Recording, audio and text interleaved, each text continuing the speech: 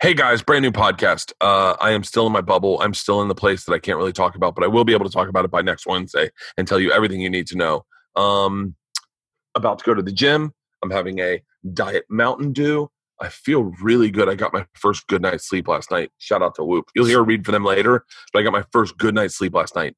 I wonder if it's turning off the television. My dreams and nightmares have been fucking horrific. I have had really aggressive nightmares, and I had a dream the other night that Brad Pitt said something so beautiful to me. We were in a car. We were driving down to Malibu, but it looked like Venice. And he said, he was talking about politics and quantum theories and time travel. And I said, hey man, I'm going to have to tap out. I'm not that smart of a guy. And he was like, no, actually you are. This is what's fucking been haunting me. Ready? He goes, you are. See, I'm just telling you stuff I'm regurgitating that I read in a book. That's not learning, and that's not brilliant. Real genius is having those ideas, is being an original thinker. The guy that wrote the book is genius. Anyone can read it and regurgitate the ideas. And then he looked at me and he said, you have original ideas. And I was like, Brad Pitt, thank you so much. And then he said, and by the way, this has happened to me before in dreams. He goes, no, thank yourself. This is your dream, man. You're just telling yourself that. And I went, and then he proceeded to try to cut my fucking foot off, for the record. And I woke up screaming. But it's been a really interesting, suffice to say, I have been quarantined. I have been isolated. I am in a bubble. And I will just simply say this. Assess yourself. Assess your own safety during COVID, okay? It doesn't matter. There's no politics in this. I just know that within my personal group of friends, there's been a lot of laxness. I'm not putting responsibility on anybody. I'm not calling anybody out. But I will just say there has been a sense of laxness of like, all I'll say is assess your own safety. I had a buddy who got COVID. I talked about it, I'm sure, on a podcast. I know I've talked about him. And his experience with this virus was absolutely terrifying. So please be safe in these next coming months. I'm not a political comic. I'm not telling you one side or the other. I'm not telling you anything like that. I don't look, you're a grown up. By the way, I have to say this. I respect that you're a grown up. I respect that you're wise enough to have found me as a comic you like. And so I will respect that you will decide whatever the fuck you do with your life, that you do not need my input. My job is to make you giggle a couple times a day, if I can get that. A Two Bears, One Cave, a Bill Bert, both which are out now. If a Bertcast will make you giggle, there's a bunch of giggles in this podcast. Oh, by the way, we have new, we're going back on the road for Hot Summer Nights tour. We have not announced it yet, but I will announce it. And those tickets are going fast. And I cannot promise we're doing 2 shows in every city this time. Just based on availability, we will be only doing 1 show in a lot of places. So when I do the pre-sale, grab those tickets quick, try to get the better seats. Those upfront seats are awesome. The back seats are just as good, in my opinion. A lot of these are smaller that we're doing, and that's why. But we will announce those. My point is, and I have to say this. I have to say this because I feel like it's my responsibility. My job is not to make you think politically. It's just I'm not good at that. I'm not the person that it's not me. I don't read politics. That's not what's in my news feed. Okay. I'll tell you what's in my news feed, just so you know. And this is why I don't talk about this. This is my Google news feed. 2 more prominent Los Angeles dining places establishments have closed. Okay. Chadwick Boseman passed away. Shout out to Chadwick Boseman. That guy was awesome. I will tell you, I have to say that watching Black Panther with my daughters and walking out of that movie and that experience, his performance in it was one of the more moving memories I'll ever have of going to a moving memories I'll ever have. The Karate Kid was one of them. Titanic was one of them. And Black Panther was one of them. That's in my... Chris Stapleton's got a new album that's coming out. A lot of surfing news, right? Joe Rogan shares his thoughts on the killing of George Floyd. A lot of Rogan shit, 'cause I'm friends with him. He comes up. America's Talent has an insult comic do a stand-up routine. CAA joining 3 Arts. What? Oh, CAA agent Karen Sage is joining 3 Arts. Karen, congratulations, Karen. Kanye is on the new Nick Cannon. This is my news feed. Why would I ever talk to you about politics? Jerry Seinfeld's in the Hamptons. Reese Witherspoon has a hilarious homecoming photo. This is what Joe Rogan's podcast debuted on Spotify. This is my news feed. So why the fuck would I haven't have one thing political come up? This is what I like. Little cards that tell police to forget this never happened. Well, that's on Vice. Chet Hanks shoots shots at Adele. Guys, this is the intelligence of Bert Kreischer right here. Rays coach Kevin Cash makes a scary Yankees threat after Aldroy's fiasco. Well, not one thing. Most effective strength training workout according to science. Kentucky family accused of booze threesome kicked out of the courthouse. That's what the fuck I'm talking about. Post Malone getting back to his metal roots. I just want you to know who I am. Okay? Those are my interests. It's what interests me. All right? I know Jim Gaffigan talked about politics. Jim Gaffigan's a very intelligent guy. He's into politics. He's very socially conscious. He's also a Catholic. Which I find very impressive. A man that can hold on to his Catholicism into this day and age, like with what the Catholic Church has been through, dude, very fucking impressive. My point is, don't expect any tirades coming out of me anytime soon, unless it's about Joe Rogan or surfing or Chadwick Boseman. Those are my interests. This was a long-winded way of saying I'm not your guy when it comes to politics. During this election, I won't say a thing. I probably won't. Maybe I will. Maybe I'll get drunk as fuck. Oh, by the way, that's also who I am. A guy who gets drunk as fuck. He just prattles on mindlessly. Felipe Esparza's special is on. By the way, this is my interest. Felipe Esparza is fucking hilarious. And he's got a new special on Netflix right now called Bad Decisions. It is in Spanish and in English. I'm certain a lot of the listeners here will appreciate the one in English. He is an amazing comedian. We had him on Bill Bert this weekend, and he is so fucking funny. I haven't watched a special yet. I've watched clips of it. He's amazing. Beth Stelling has a special on HBO Max. I'm trying to get Beth on the podcast. I absolutely love Beth. I think she is a phenomenal comic.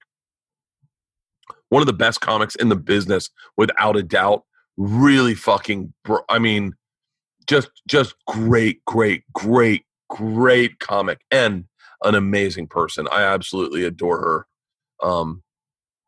And so check out her on HBO Max. Check out Felipe. And then let's get on with the podcast. Today's podcast is with the Hot Summer Nights. By the way, I hope I didn't I'm by myself. I've been by myself for a while. So I apologize if this seems a little ranty. And I just felt like at one point I was working out the other day, and I was very proud of Jim Gaffigan for speaking his political views, because he didn't have a lot to lose. He doesn't care about that stuff. I do, I'll tell you what I respect. I respect ballsy motherfuckers. I do. I really do respect ballsy motherfuckers who know about what they're talking about and speak their mind. I loved Deion Sanders. By the way, this will show you how dumb I am. Obviously, I love Deion Sanders, right? When I saw Deion Sanders come out on Sports Illustrated primetime, I was so fucking there for that. I was like, fuck yeah. I love when people talk shit. I love when people get out there. I love it.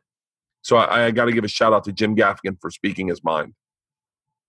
Whether you agree with his politics or not, it's cool to see someone speak up these days. It just is, especially on shit where it is perilous to them. I think it's badass. Today's podcast, and obviously I love Gaffigan. I think he's fucking genius. And I do think he's genius. I love his wife. I love their family. I follow them on everything, on YouTube, on Instagram. My point, today's podcast, Hobson's like, Bert, where the fuck are you going? Are we going to have to do this again? You're just prattling on. Today's podcast, I got to get to the gym at 26 minutes. This has been a long read so far. Today's podcast is with the Hot Summer Nights tour. It is all the guys that were on the first leg of the tour. Second leg of the tour, it was me, Steve Fury, Dave Williamson, and a lot of the guys. Today on the podcast, I have Shane Torres, Jesus Trejo, Dave Williamson, Ron, my tour bus driver, jumps on, and my cousin Andrew, who does film and editing for us. And we talk about the tour a little bit. We talk about how married I am to this idea of touring being successful. I'm very, very, I have stakes in it because we were the first guys to go out and do these drive-ins, and a lot of people called. Here's why I have stakes, and I'm sure I talk about this, but a lot of people called me up and asked me how it was and asked if they should do it, and I told all of them they should, because as you'll hear here and as you'll saw on my Instagram, and if you were at one of the shows, I had a lot of fun at them. I thought they were really, really fun. I thought it was a great way to stay safe, stay distant, and do a show. But I also had a lot of people talking shit about me. A lot of people. I had an agent going around the industry trying to trash me. An agent that I thought I was like, I didn't think I was friends with. But a guy that I thought I was cool with was going around like behind my back trashing me personally. He's a liar. These shows suck. Trust me. This isn't the way to do it. I had a guy doing that. And it really bummed me out because I was like, wow, that's so funny. All these texts he sent me, I really trusted this guy. Now I know, oh, no. He's just a regular human, I guess. That's human. That's how humans are. Humans think about themselves more often than not. I had comics trashing me. I had comics who I trusted or I liked or I believed we were friends. We are not. Definitely, I know that now. I listen to them trash me on podcasts. I know why they did now. I do. But it bummed me out because here I am trying something new that's different than what we'd ever done in the norm, which is do it at clubs, do it at theaters. And to hear them come out and say these are stupid and they're bad shows when they had never been to one, and that people honk throughout and they're screaming. Like they were just, it was lying because they didn't know. They didn't know. They had heard rumors. And it really bothered me because I thought, I would be honest. If they were shit shows, I would turn it into a joke. That's how I work, is that if something's bad or if it's good in this business, either way, it's going to turn into a bit. I'm just a comedian. So like if I had gone out, I told these guys, if we'd done the first run of 4 shows, 8 shows, 6 shows, whatever we did, and they had all turned out bad, I would definitely just laughed it off and gone on Rogan or gone on Two Bears, One Cave or told you here, we would have just celebrated how bad they were. It's okay to have a bad gig. I'm saying this to all the comics that are terrified right now that talk shit about me. It's okay to have a bad gig. Don't be so precious with your act. It's all right to suck. I've sucked a lot. And I fucking want to call you out by name. But do you remember when you sucked? Because I do. I was in the back of the room. And by the way, I still like you. So I'm really tethered to the fact that I hope people are enjoying them and having great shows, doing these shows. A lot of people are now doing them. Bill Burr is now doing a run. I just saw it announced the other day. Eliza, Brian Regan, Ari Shaffir, Big J. Okerson, a lot of people, Sal Vulcano, none of which ever talk shit about me, by the way, just getting that out so that we clear things up. But a lot of people are doing these drive-ins. There's a great one in Cape Cod. There's an amazing one in Butler, Pennsylvania, amazing one in North Carolina, Tulsa, Indianapolis, Columbus. There's so many great drive-in movie theaters, and it's such a cool experience. So if it sounds like I am maybe a little bit raw when we talk about ownership's the wrong word. I have no ownership to this. It was just an idea, but I do have ownership to people trashing the concept of doing these shows because you are denying an opportunity. I think it's so silly to just say this sucks. I'm gonna be shitty about it. And by the way, a lot of comics do that. They did it about Roast Battle until Roast Battle succeeded. They did it about it's what we do as comics. We're shitty people. I had a guy on the podcast that we had to edit out a lot of the things he said about people because he's a shitty person deep down inside. And you just, well, Hobson's smiling right now because he knows what I'm talking about. But you just know there's a lot of negativity in this world right now, and being in your house is not conducive to mental health, and negative mental health is not conducive to being a positive person. I'm not saying I'm a positive person. I'm not saying I have any good mental health. I just got into a fight with my fucking wife on the phone last night that continued into this morning, that will continue after this podcast and well into the evening tonight, about bullshit, because my brain's not perfect and it's not going well right now because I'm sitting in a hotel room. Jesus, Bert, this is the longest read I've ever fucking heard you do. I know. I'm not talking to anyone right now. Okay. So this is my fucking.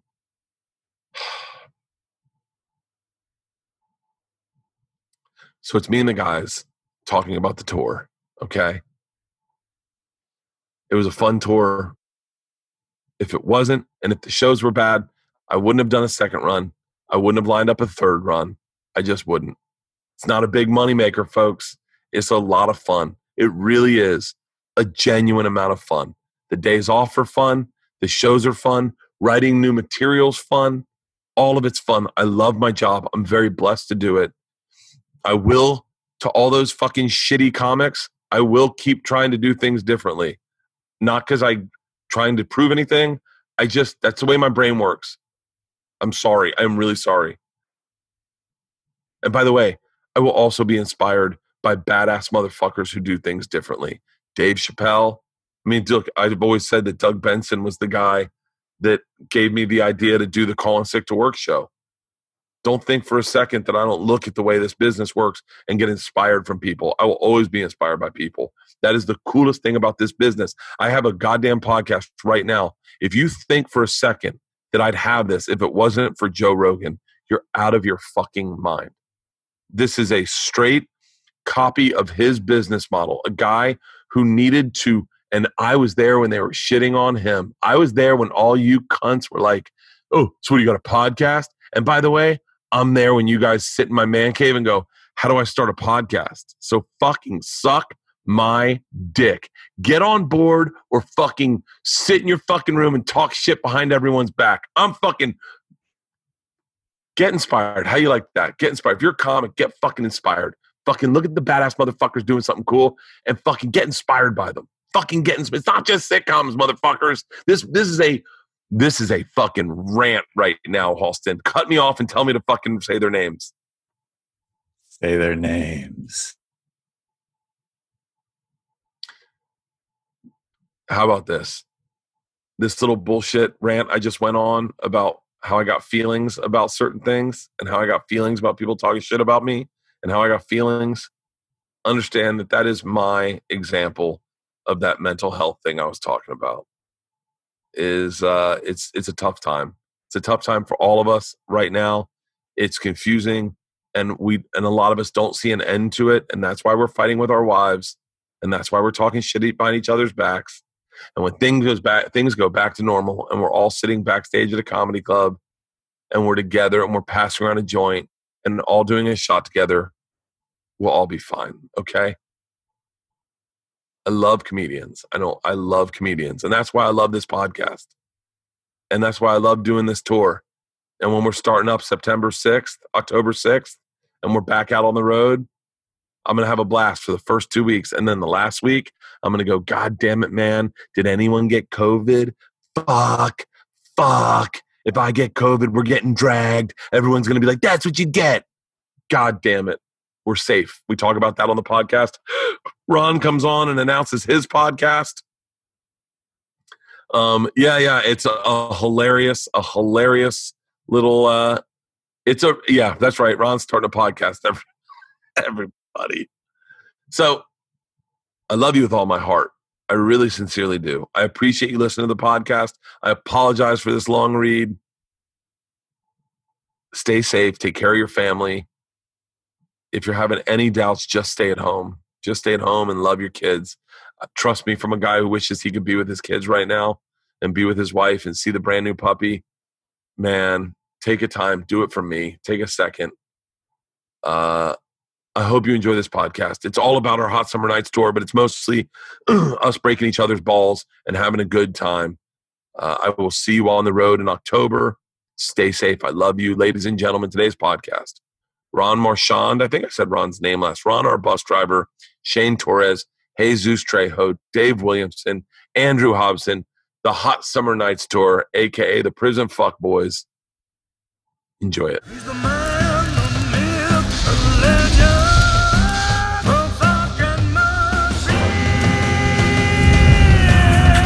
Good morning, fellas. What's up, Zeus? What's up? I've been sitting on this couch doing meetings all morning. So, Oh, dang. yeah. How you doing, Jesus? I'm doing great. It's great to see you guys. Where are you? Where are you? I'm at home. Hey, you look like you're in your little area you set up for homeschooling, Jesus. This is it, baby. Yeah, this is my little nook right here, my meeting nook. You don't realize how unwhite your walls are until you open up a Zoom screen. You're like, damn, these are fucking dirty ass walls. I thought they looked clean. Manila. Fucking hood ass walls and shit. Trying to hide it with my embarrassing attempt at an art wall. What? How did the tacos to Encantados came out good yesterday? It was great, man. It felt so fun. People were just like, man, it's like what a great episode to start off with. People were like, the DMs like filled up pretty crazy. And the First We Feast guys, I did Fortune Feimster episode last night. Yeah. I taped that one, but the guys were just raving about it. That it was just a fun episode, and yeah, I thought it was fun. Did you have fun? I had a fucking blast. You kidding me?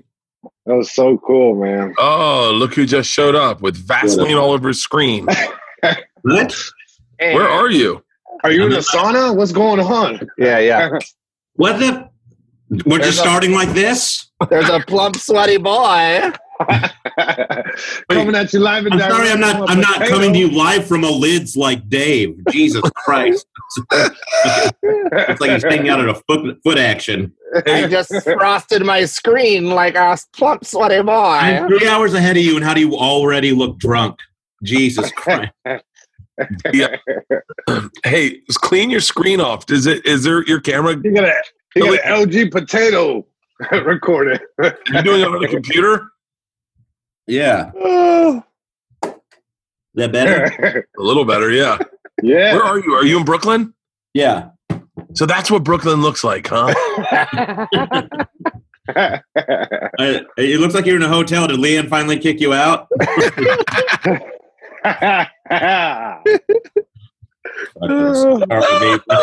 Dickheads. That looks really good now, Shane. That looks really good. Yeah. Hey, okay. Shane, more It's good to see you guys. I thought it's what you meant to say. So tell me, Shane. The wildfires take all three of you. That's what I hope. Is New York dead like James Aldrich said? I'm sorry? Is New York dead? It's pretty quiet, but it's not dead. I feel like when a billionaire tells you something is dead, you might have to ask questions. I talked to someone who said like the subways are sketchy, that like crime's up, that like I heard, and by the way, that someone was Mark Norman. Okay, fine. Yeah. If he's on them, they're pretty sketchy. It's not bad. I don't know what people are freaking the fuck out about. It's quieter, but it's not. It's horseshit. Really? Like, dude, I'm gonna go to a park in like an hour or 4 hours, whenever this is done, and it's packed. Maria Hernandez, the park by my house is packed. Really? People are enjoying it. It's just like you can't go do coke in a Chinatown basement at 3 PM right now. Like things are a little different, but it's not dead. Fuck off. People are stupid. Have you done any shows in New York? Mm-hmm. How are they? Well, we were running our show on the rooftop of our little like indie venue, and then Cuomo banned every ticketed event in the city. Really? Yeah, but gyms are open, so I don't know. And people can go bowling, but God forbid I go up there and tell a joke about cum for 20 minutes. I don't know. It's whatever. I mean, I'm supposed there's some reason, but it sucks that they shut down the ticket. Now we're left with like parks and non-boozy no alcohol venues whatsoever. Yeah, they have all these restaurants that are doing outside dining, which I think is super creative and effective. But the second someone talks into a microphone, all of a sudden, sure. Yeah. Yeah. Because we all know what a huge draw I am. Like that, I'm really packing people into these limited 40-seat venues. The outside seating for restaurants, I think, I think everyone's kind of like going in that direction with restaurants. Even in LA, you see it everywhere. But I keep thinking like LA, it's very conducive to have that year round for the most part. But like New York, wait till like December. It's going to be horrible. People aren't going to do it outside. Yeah, people aren't going to be able to do. Either we're going to have to make a big jump. In the vaccine. Big jump indoors. Go eat the food at the gym. We're safe. Buddy, you're talking my language now, Zeus. It's a $1 million idea. Yeah, do you remember that? Do you remember that time we were working out on the road and you just texted me, "Hey, what about smoked jalapeno poppers for dinner?" And you were just watching Diners, Drive-Ins, and Dives when you were talking. It worked. They were great. Dave made them. They were awesome. Yeah. He made some this last tour. He made some the last night at 5 a.m. when everyone was blacked out and no one remembered eating them, but we all had diarrhea. Well, I bought the ingredients to make the smoked jalapeno poppers, and then we never got around to doing it. So then we were in this rental house, and at 4 a.m, everyone's like, "Do we have any food?" And I'm like, "Let me see what we got." And all we had were the ingredients for that. So I figured out a way to make them in the oven instead of the smoker. And then the next morning, Bert's like, "Did I have hot sauce last night?" I said, "Hot sauce? You had hot sauce delivered with cheese and jalapeno and bacon." Dave gave you the old sting ring, huh? Sting ring. Hey, wait! I'm curious. What was because all of a sudden now I just saw everyone's doing drive-in movie theaters. Like Rolling Stone just came out and they're like, Hannibal Buress is coming out with a drive-in movie theater tour, and I'm like, yeah, that's a great idea. I wonder where he got it from. There's somebody shooting something here in Brooklyn too. What's that? Somebody's shooting something here in Brooklyn too. There's a lot of people are doing them.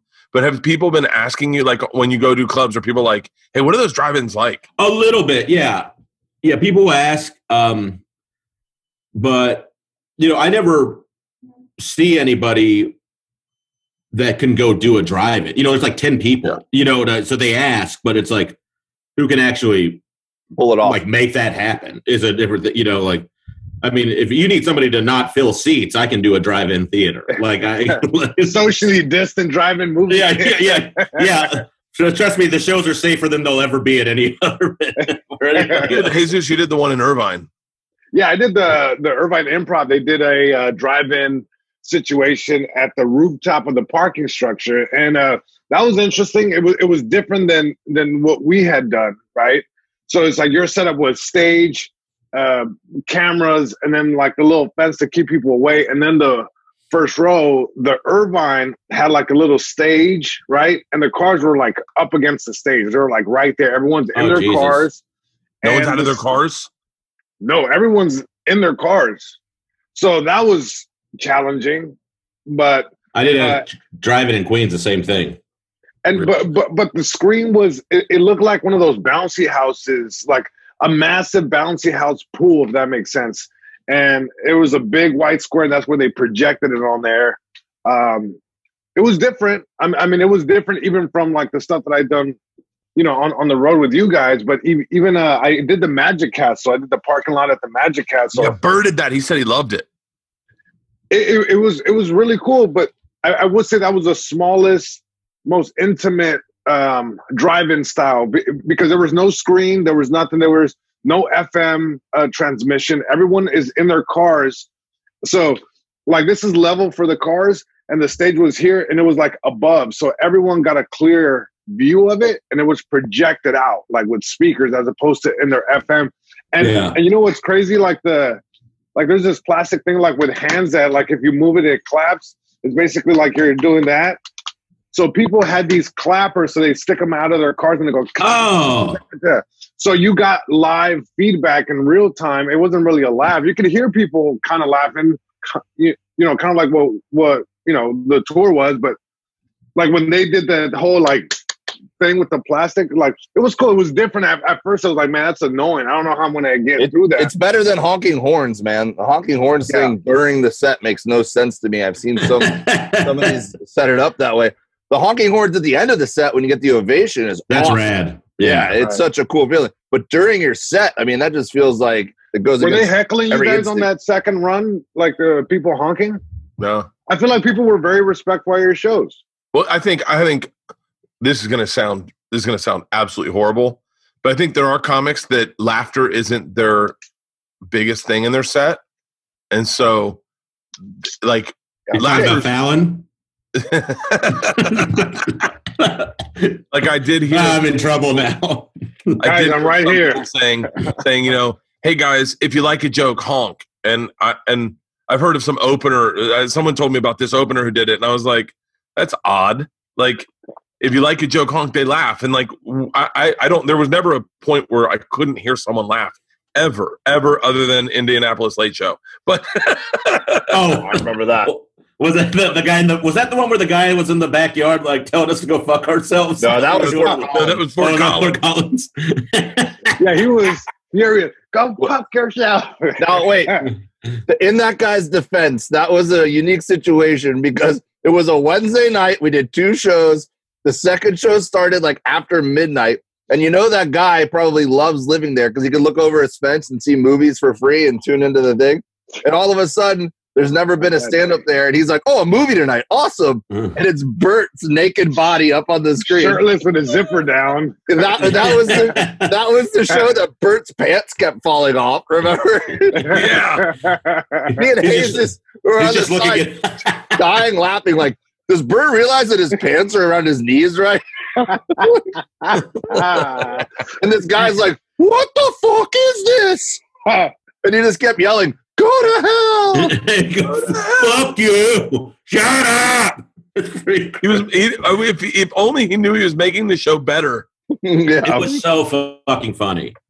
Yeah, there's some. I've heard some stories of guys who it's the real difference is there is comedy that is not based on laughter. It's based on approval of ideology. So you say things that you know people will approve of, and in a club it goes over well. But when you're in a drive-in, you realize the holes in your act, and you go, "Oh, just to say I support Black Lives Matters." I'm not going to hear the response. I'm not saying. By the way, that's not the. But just to say the right thing that is virtue signaling is not going to get the laughter or the approval I need. Yeah. And now all of a sudden I see the holes in my act. Whereas like I will say that every single one of us just goes for we just do comedy. We're not like, none of us are political acts where we're like, hey, so I vote right and I support a women's right to choose. And so in that case, if you're one of those acts, then yeah, honking makes total sense because you're like, how are you going to get the approval you normally get out of applause and cheers in a theater as opposed to just laughs? And every single one of us just goes off old school comedy where it's just laughs.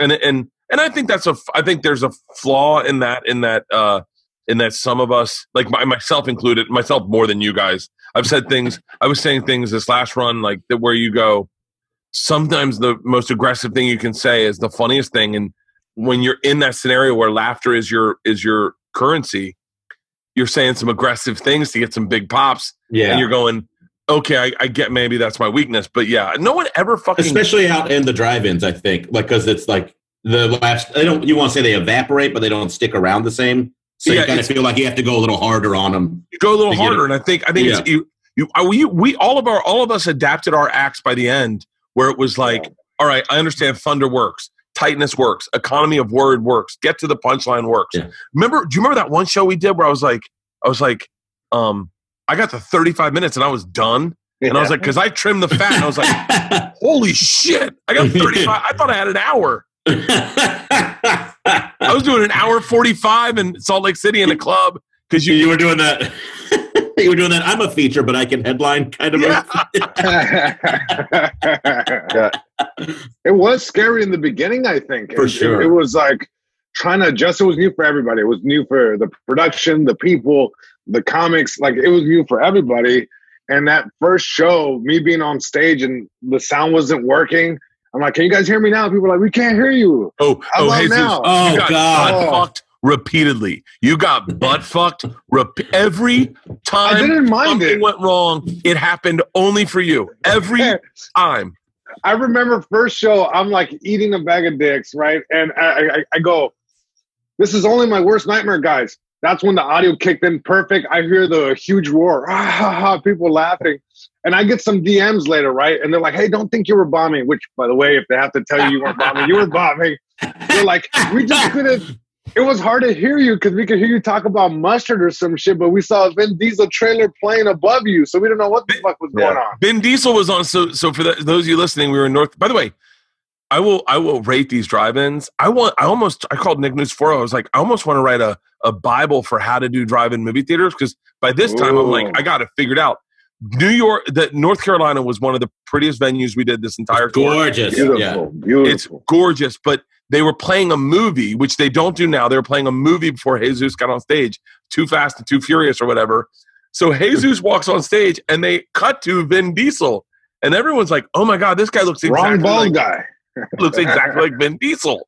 and then you start talking, dude. That happened to you more than anyone, Jesus. More than anyone. I don't have friends. I have family. But it was cool because I think once it got ironed out, like I felt like it was the crosshairs were adjusted. I knew what to do, and it was fun. But in the beginning, I gotta admit, y'all, it's like I was eating it. And it was fun. I mean, I wouldn't have it any other way. It was fun. Well, to clarify, what Bert means by that is, as the opening acts, we all rotated the order we'd go in, so we just switch every show. And it seemed like whatever slot Jesus ended up in was the slot that had an audio problem or a heckler or something, right? So Jesus just kept having bad luck. But I think that just like anything we've done in our careers with comedy, like that's what makes the difference between like, you know, a mediocre comic who everything's set up right and they have a great set versus a seasoned comic who has headlined, you know, shows in bowling alleys to start their career off and stuff like that, where you just learn how to adjust the situations. And that's what we were doing for probably the first time in a long time in our careers.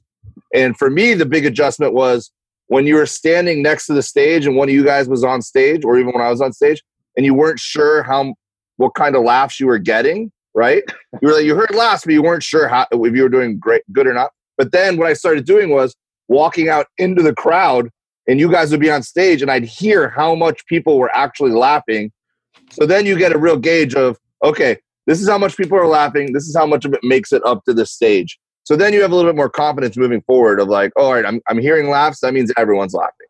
Yeah, agreed. Yeah, there was that space is like, you can hear the first few rows up front, but you like really have to be on. And then you're like, Jesus Christ, that snack bar is awful quiet back there. So the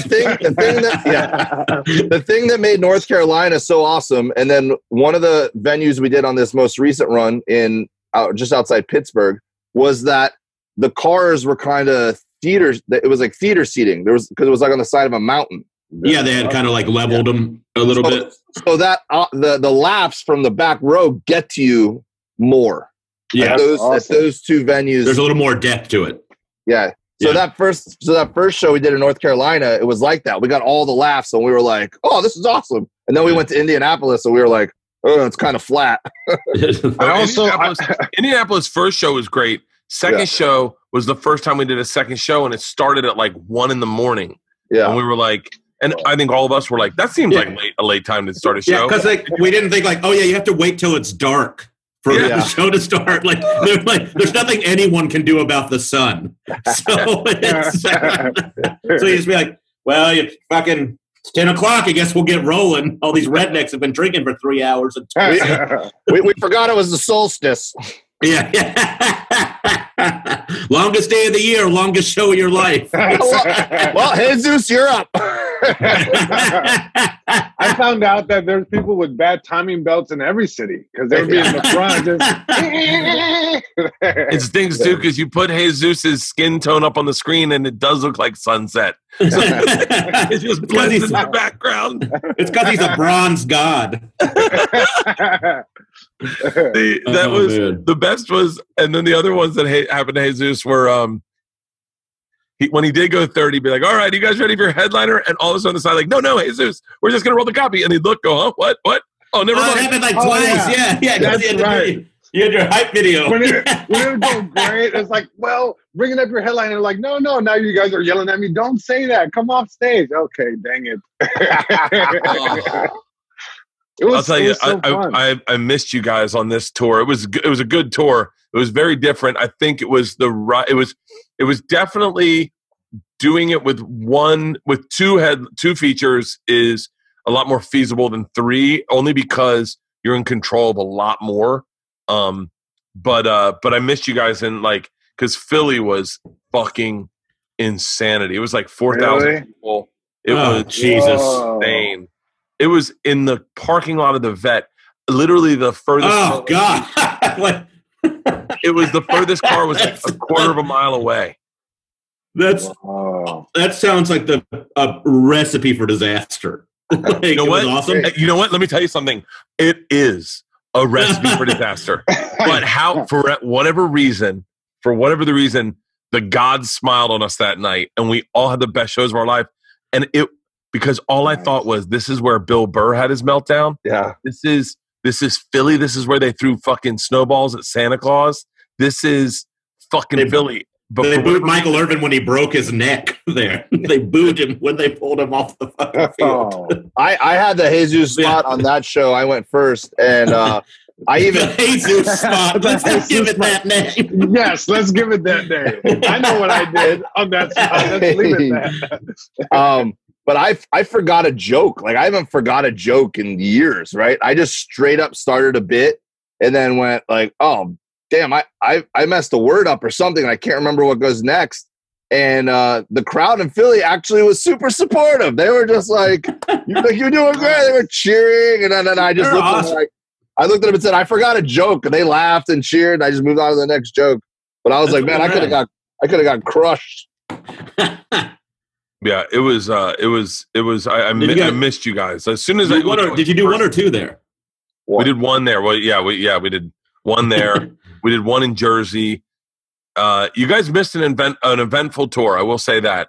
It looked wild from what I was seeing. Ron declared a race war against me and my family. He told me I needed to pick up Bert to pick a side. We could all have seen that coming. We survived a tornado in Jersey. I saw that. That looked intense. That's scary. Yeah. What'd you guys do? Just shit our pants. Yeah. Like Dave brushed his teeth. Dave was fucking like, I'm gonna brush my teeth. And Andy stayed in his spot. Parfait moved waters from the base up to the top, and then moved water from the top to the base. Then got ice. Did Parfait moves. Ron drove back to us. Ron was in a Marshall's. Ron was at a Marshalls, and he was like, he was like, "Oh, hurricane! I got to go get my boys." So he drove in the middle of a tornado to come get us. And man's just panicked with a camera in his hand, like going like this, going, "Should I get away from the windows? Should I get away from the windows?"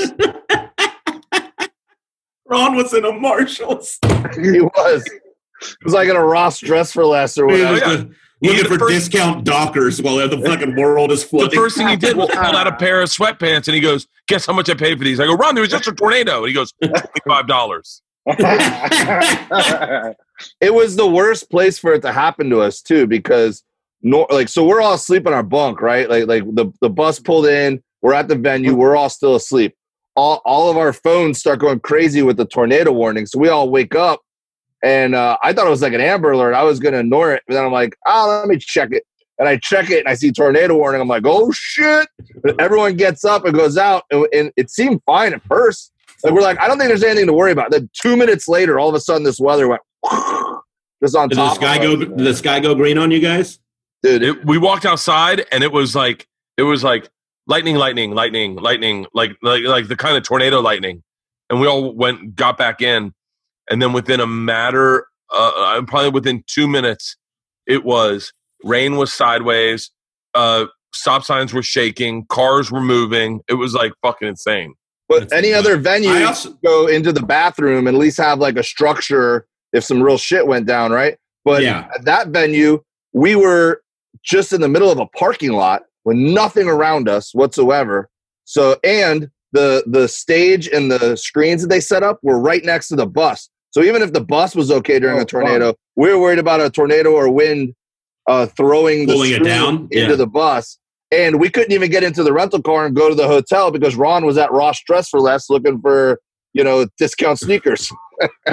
Also, I love that you were like a braided leather belt. Dave, I love that you were like, I thought it was an Amber warning, so I was just going to ignore it. Father of the year. We're in New Jersey. I'm sure it happens a lot. What a nuisance! All those missing children. We're planning a tour for the fall. We're trying to, I guess. I don't know. I mean, I figure everyone's tested negative for COVID. This is a successful way to tour. I got panic attacks. Oh, by the way, I got to talk to you. Butler, Pennsylvania, man. If you ever get a chance, I'll go back there. That was probably awesome. The best show I've ever done. Is that the place outside of Pittsburgh? That was the best show I've ever done in my life. That was the one that had the tears. Legit teared, like up 200 feet up to the top. Wow. And it is Nikki Glazer's there tomorrow night. Hannibal's going there. Brian Regan's going there. I think everyone's hitting Butler. So this is like the Comedy on State of drive-in movie theaters? Yeah, exactly. It's exactly. I actually talked to him. I was like, it's interesting because I think people are afraid of certain drive-ins, but like Tulsa, which set up on paper should have been horrible, was fucking amazing. We had a drive where there was a interstate with right next to the drive-in. I loved Tulsa.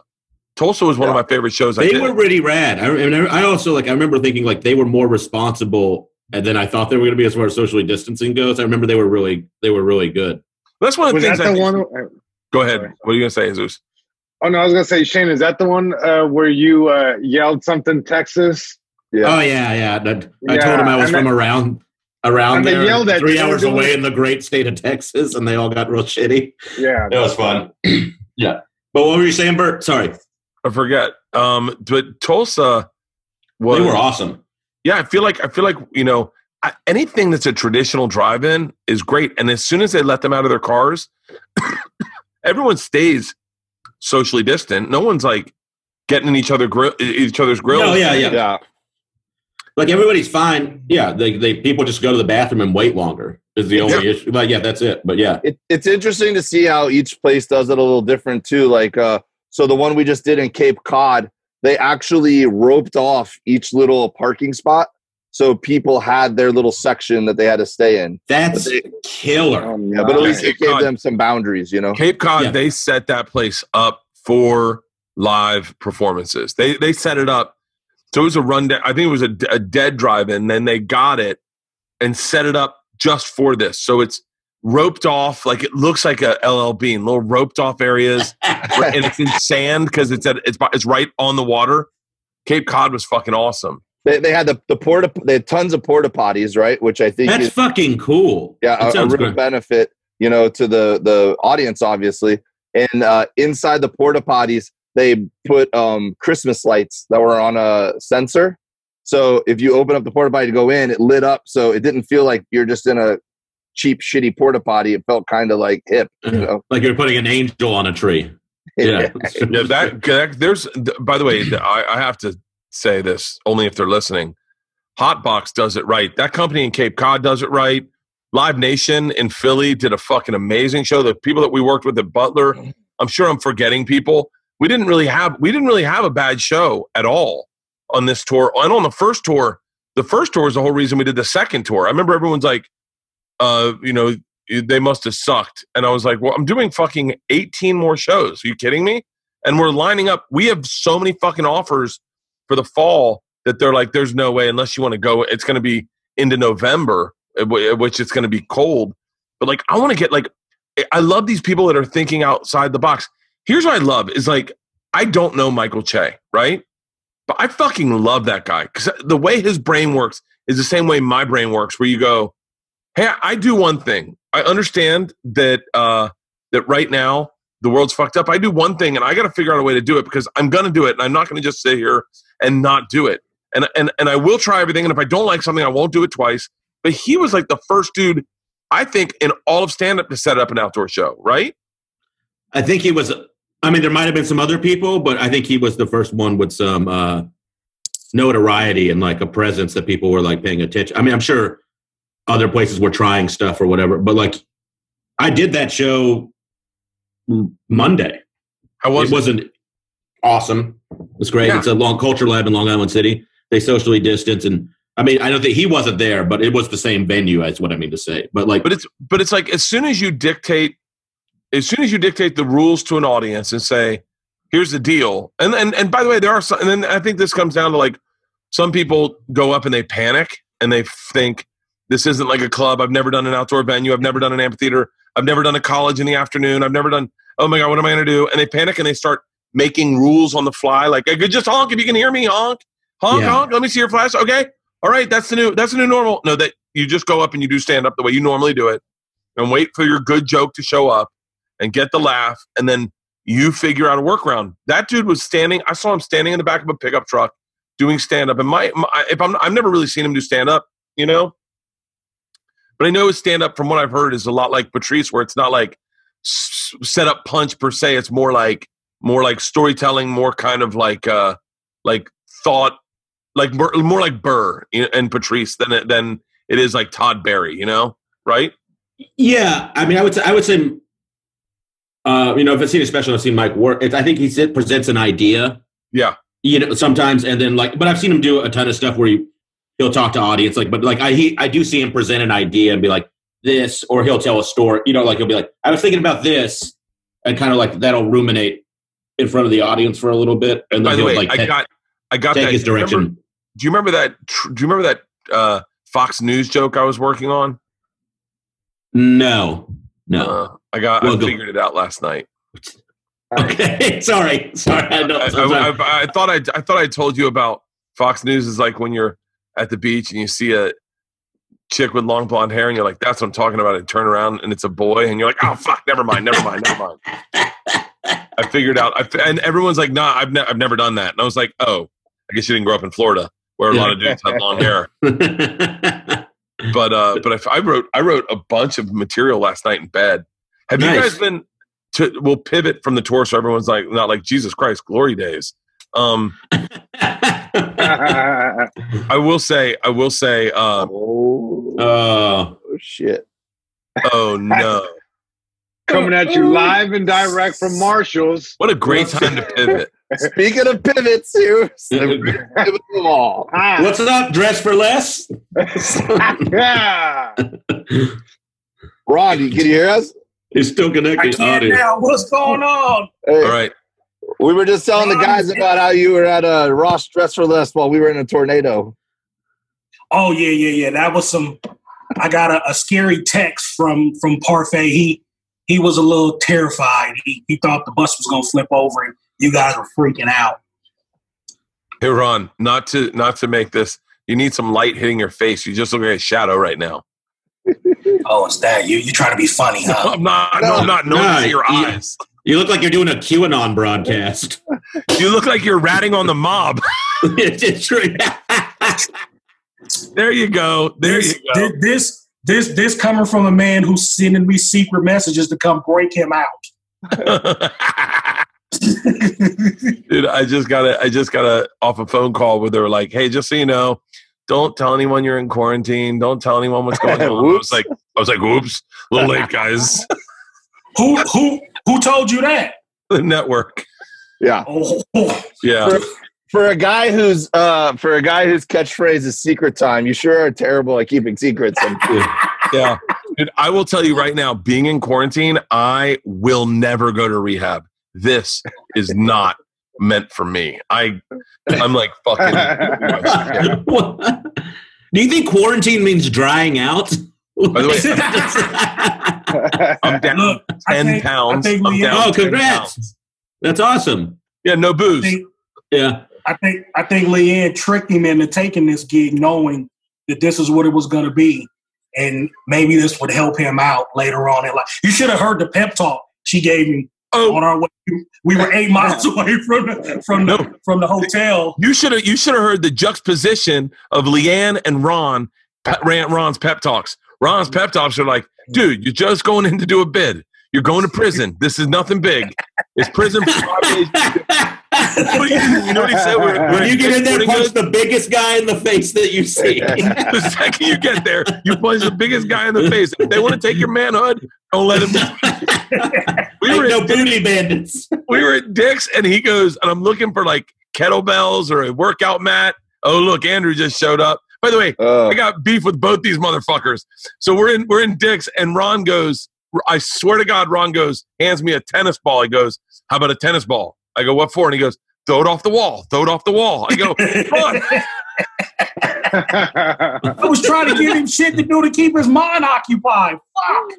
And then Andrew, I text everyone. I go, yeah, I've been getting vegetarian meals. And Andrew goes, uh-oh, don't know who did that. Yeah, weird. I'm eating vegetarian. I'm down 10 pounds, Andrew. It's awesome. I'm at 199. I weighed myself yesterday. What? Hey, fellas, I just doesn't make you fat. I just went and took a COVID test, fellas, and it's bad news for you guys. Shut up. I just got my results back, too. Hey, I did a rapid test, 15 minutes, homeboy. You got it? Negative? You guys are going to be sick in about a week or two. I'm sorry to say. Ron just gave some guy blood behind a Walgreens. He thinks that's what COVID test. Rapid results. He like shook it in front of the sun. He was like, yeah, I don't take COVID. Yeah, he didn't even take a COVID test. He took the blood pressure test at CVS. The big clinic. Here we go. Hypertension. Nice. Here we go. COVID test. Who's negative? Nice. Yes, sir. Wait, did you circle that? Oh, yeah, I did. Shit, I'm still trying to go to work and get fucking paid. Ron went to a goddamn Kinko's and just typed. You can tell because there's typos on the form. Exactly. You know what? We think alike, Shane. Us brown people Positive, think alike. We're the same. Yeah, buddy. The most interesting part of the beginning of this tour was Ron finding out I kicked off all the minorities. Dude, I'm okay. I'm not gonna lie to you guys. I'm not gonna lie to you, Shane. Damn, I just fucking forgot your name. Jesus. Jesus. I was a little bummed. It's right here, bro. It's right here. The screen. I was a little bummed. His name is Christ. His name is Jesus Christ. Yeah. I was a forgot little joke in bummed. Philly. This is Ron going to heaven. What's your name? I know your dad, but I can't remember your name. I was a little bummed when I got to the bus and you guys weren't there because I thought our original squad was going to be together. I thought we were going to do all three legs together. But, dude, fucking Steve turned out to be an amazing dude. He and I clicked. We're going to hang out when I get back to Cali, dude. He's a great cat. And, hey, Zeus, did I meet Steve that night? I met you up at the store. Was he there that night? Yeah, you definitely saw him. You definitely saw him at the store. He was there all the time. I kept saying, man, you look so familiar. And then I think we figured, I said, you know what? I think you were at the store tonight. I came up to hang out with Zeus, and he was like, you know what, Ron, probably so. But he and I kicked it. He's a fucking cool ass dude. Yeah. So good thing we got another good guy on the squad. But I missed you guys. I missed my guys. I missed. You know what I'm saying? I missed my guys. So I didn't even realize you guys weren't there for the first 2 days. It's because you were fucking drunk. He was really buzzed in on this one. Yeah, no shit. I thought I was wrecked a goddamn golf cart in Indianapolis. You remember? His was screaming at him to slow down. That's not true. That is 100% true. Yeah. Remember the scene? It had to be someone else's fault. Off of Harlem Nights when the boogie guy calls, hey, honey, where's your mom? Yeah, Lorraine, I ain't never coming home. I thought that was going to be Dave calling his wife because him and man was going to get married. I thought oh my God. His son was going to answer the phone. Yes, son. Yeah, put your mom on the phone. The homoerotic wrestling matches that went on were the fucking... No. The fucking romantic water scenes in Virginia Beach. That's what killed it right there. Oh, were you guys in Virginia Beach? we stopped 2.5 days. I'm going there next week. Man, it's so beautiful out there, man. The water was so warm and calm. We had Bert got us a great beach house. Oh, yeah. Is that where you guys ended the tour? Yes. That's awesome. It looked like a blast. Nice. Man, Steve can cook his fucking ass off. Hey, I'm right here, Ron. He did the meat. You know how I feel about you. Dude, your brisket is gone. You ate it all? Yes. Attaboy. It is gone. Yeah, screw this whole vegetarian lose 10 pounds stuff. You're going to grow up big and strong, Ron. Just keep eating that brisket. Wait, Ron, where are you right now, Ron? Amarillo, Texas. God damn it. We all know Amarillo. Yeah. I was running. Well, since somebody wanted to run me like a runaway slave named Kunta Kinte for like 17 days, I'm almost out. Hobson, edit that. Man. Hey, so wait, I just want to clarify what Ron's talking about. One of the nights. Yeah, let the white guy clarify what the black guy is talking about. That'll be a great idea right now. Thank you, Dave. I didn't understand what he was saying. Yeah. Sometimes when he says slaves would run away. When he says brother, does he mean like actual brother or no massa? No, I'm not even talking about the racially charged stuff he's talking about. More important stuff, my reputation. Man, do you guys realize we ran all the way up into Cape Cod without a day off? Second to the last day of the tour? Yeah. Dave weighed 260 pounds. I'm well aware of it. Yeah. So wait, not forget about taking a day off doing the shows. Those are easy. It's not taking a day off of drinking, having food at 2 a.m. and then man's wanting to wrestle me and me going, all right, let's go. Seaside snacks at 4:30 in the morning. Everybody's up making. That is my favorite thing. That is my favorite thing. Oh my god! I mean, I can't even begin to tell you. Like, I've been trying to sneeze nice snacks. Explain a sneeze nice snacker, Jesus. It's just tortilla chips. That's just like the canvas of it. And then whatever's left over from like the day before or that day goes on these nachos. So you can make cheeseburger nachos to like mole nachos to like Cane's chicken nachos. Like we did it all. We took it to the next level on this trip. Ooh. What we did is we used the ingredients between McDonald's and White Castle to come up with the perfect burger. And I am telling you, can you describe it for me? I still have dreams of that. Like it was, you know what the perfect burger is? Take the guts of a Big Mac out and put it on a White Castle burger. On a bun? Just on the bun? No, in the insides. Take the guts out, the cheese, and then put it in the middle of it. White Castle. Oh, if you make White Castle Big Macs, it's the best burger you've ever had in your life. It's so. Do you scrape the sesame seed off of the bun or no? No, we did. We pulled the bun. We pulled the burgers out of a Big Mac and filled it with White Castle burgers, like 8 White Castle burgers. Saying. We did everything. We took Sneeze Nice. Sneeze Nice ultimately is when you're really drunk, and John Mans, who's our cameraman, who is the greatest guy. He's the greatest guy. He's like a fucking 57-year-old lunatic. 57-year-old adolescent. He's a child. He's a child. He still dresses in the boys section. At some point during the whole fucking tour, Shane, we all had to look at Mans and be like, Mans, stop. Let me tell you when it started. So the very first night, but then we stopped the first night in Flagstaff. We went and bought the dog. And then what? Sedona. We went to Sedona. And then we went and bought a dog for the girls because, Priscilla died. Oh, yeah. And so we bought a puppy and then, or we rescued it for $2,000. And then we... more like you got robbed. Yeah. And so I honestly thought you guys had a dog on the bus for like a serious, I was like, well, why the fuck not? At this point...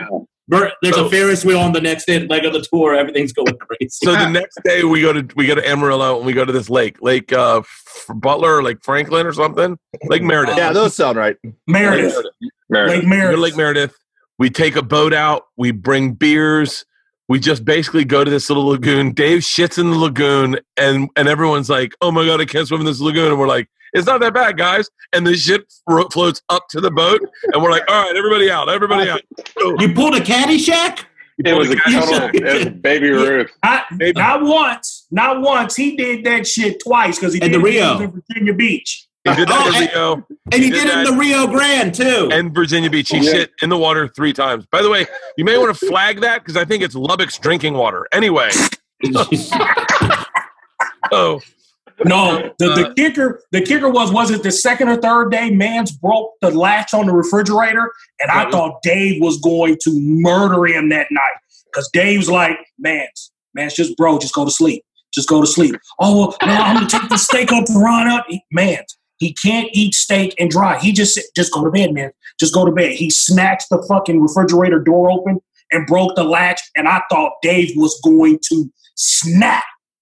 Hey, I'm totally supportive of anyone who wants to get too drunk and laugh, and I'll even wrestle with you, right? But I draw the line at when you're fucking with the bus driver who is currently driving the bus down You're wasted. Yeah. And by the way, Mans is going to have rebuttals. We should have sent him an invite to this. Anyway, back to clue him in now. Story. Twice during this trip, I had to pick Mans up and put him into his bunk. So we go to this lake and we're fucking around, and I'm like, and now we're buzzed, and I'm like, we should definitely shoot some content. Man's like, I'll pull out the drone. And I was like, okay. He's like, get some good swimming shots. So I go, all right. So I'm sitting in the water going, what are we doing? So I go, oh, I got it. So I'm going to take my pants off. He'll fly the drone and I'll be swimming naked, and that'll be the shot. And that'll be funny. So I do it a couple times. It doesn't really play. And then I go, I got one. Mans, bring the drone all the way down to me. So he brings it within like 5 feet of the water, and I lay on my back naked, and he takes off, right? So little do I know that when you, first of all, the water is cold. But when you lay in the water, your dick points straight up. So all you're seeing is your dick like this, right? So it's not a fair representation of a dick at all. But not to say that it wasn't small. I'm just saying it was small, but that shot made it smaller. Now, hold on. It looked like a skin tag. Stop. What? Whatever, you and your little pointillism dick, your mosaic dick. No, keep listening. It gets better. The story is, I walk back to the back compartment where all the editing is done, or laundry. I open the door, and Mans is drunk by himself, and he's got that clip up on his screen, and he slams his computer down. I go, what are you doing? And he goes, nothing. I go, Mans, what are you doing? He goes, nothing. I go, Mans, and he opens it up. It's video of just me sitting there with a small dick, and it's titled, "You Have No Excuse." No excuses. Yeah, that's the name of the next tour. I told that was a real bad look for Mans. Made me look at him kind of differently after that. All the wrestling that him and Dave were doing. I woke up the next morning. I go, Andrew, scrub all the hard drives. I don't want any more revenge porn from Mans. Oh, Andrew, did you know you left a couple of SD cards in the cabinet in the back lounge? Oh yeah, put that in there for Mans. They were all cleared. That's what I was doing that last nothing day. on them? Nothing on them. No, everything's all backed up. I can just give them to Parfait, and you can reuse them.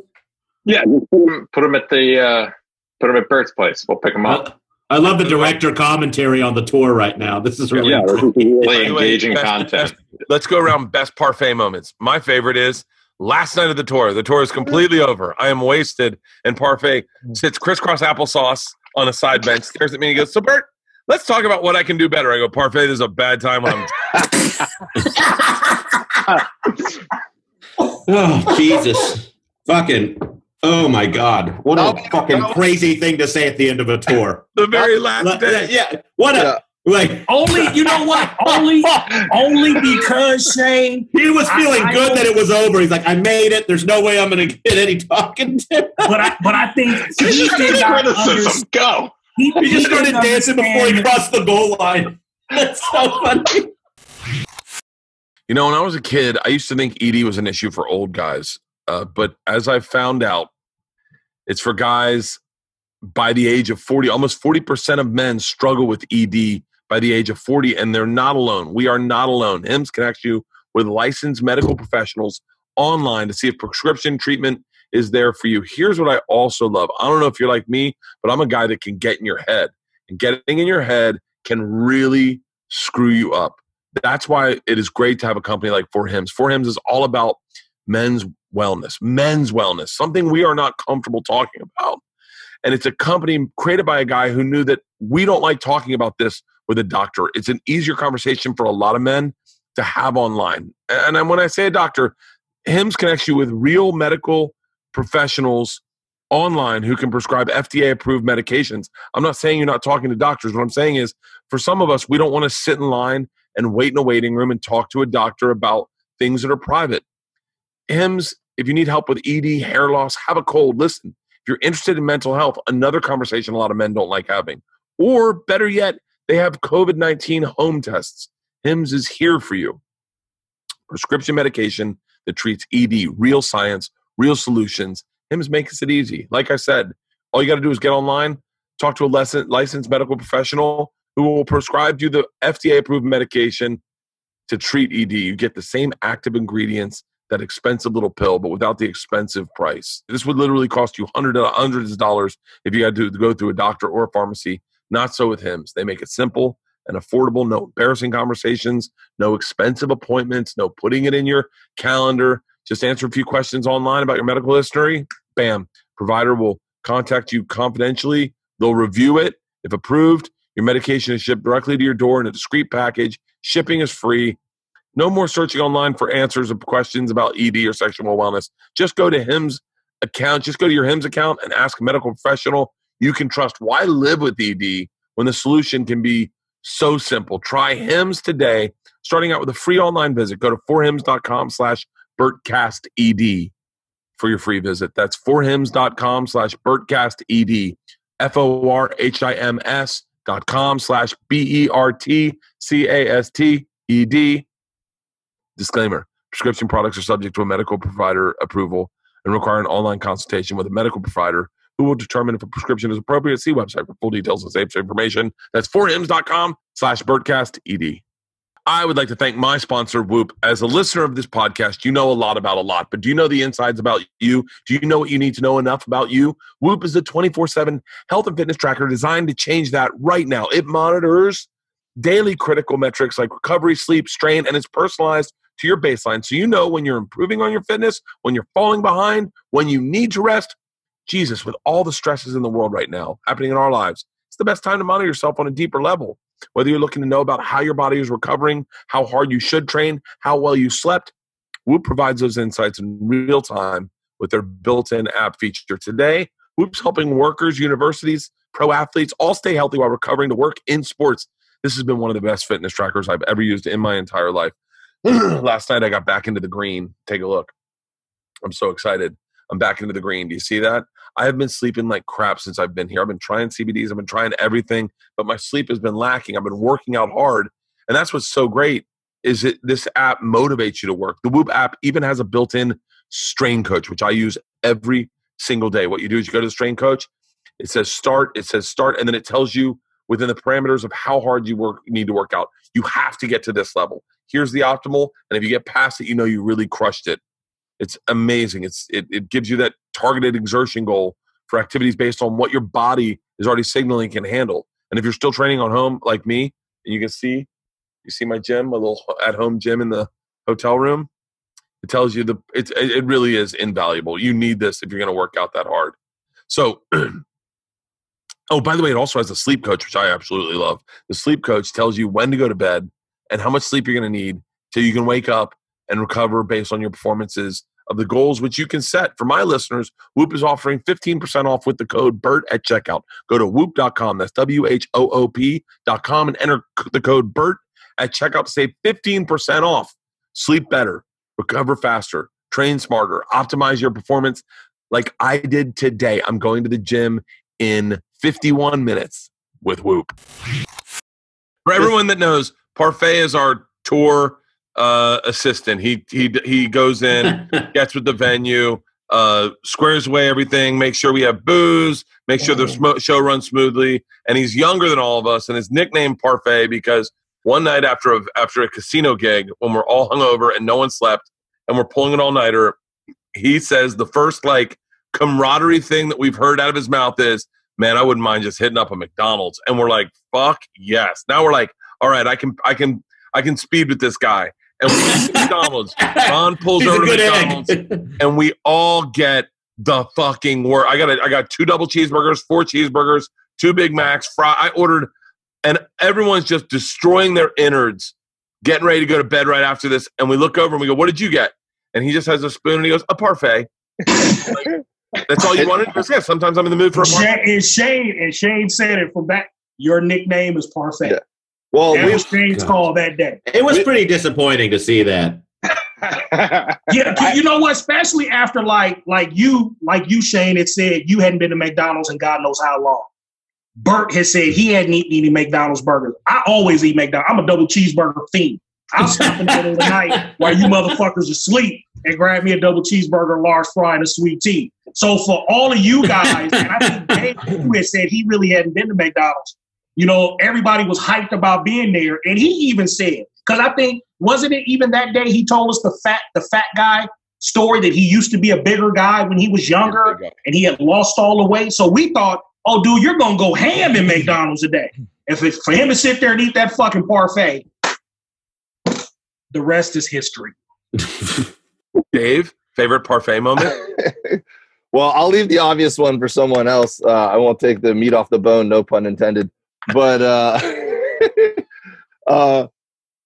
on that token of him being chubbier when he was younger, well, now he's like ripped and in shape, and we call him the Universal Soldier because he goes out to jog and he jogs like 30 times around the drive-in without slowing down. You know, he's an in shape dude.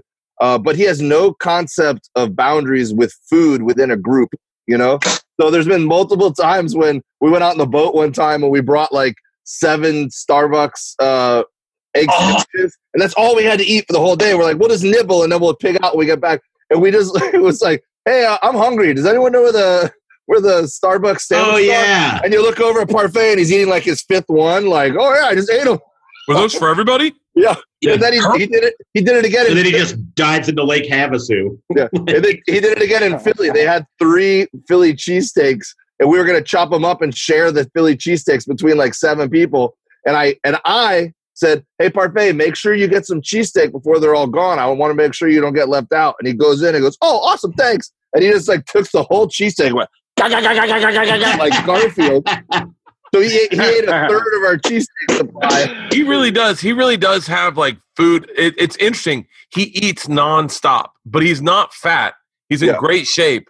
But you can see without activity in his life, you can see how that would go sideways. But I want to say this based on what Ron was saying, though, man, is that. Oh, don't worry. Hey, Dave, don't worry. We're going to edit out everything Ron said. All right. Yeah, I figured.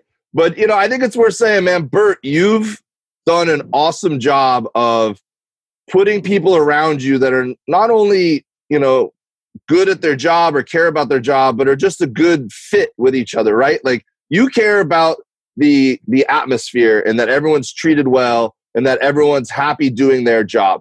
All the other stuff we figure out, you know, just like us as comics, if we have a bad set, we're not going to like just dismiss that dude and be like, let's get a new guy. We're going to say like, all right, how do we work together? Here's the tag for your joke. Here's the situation.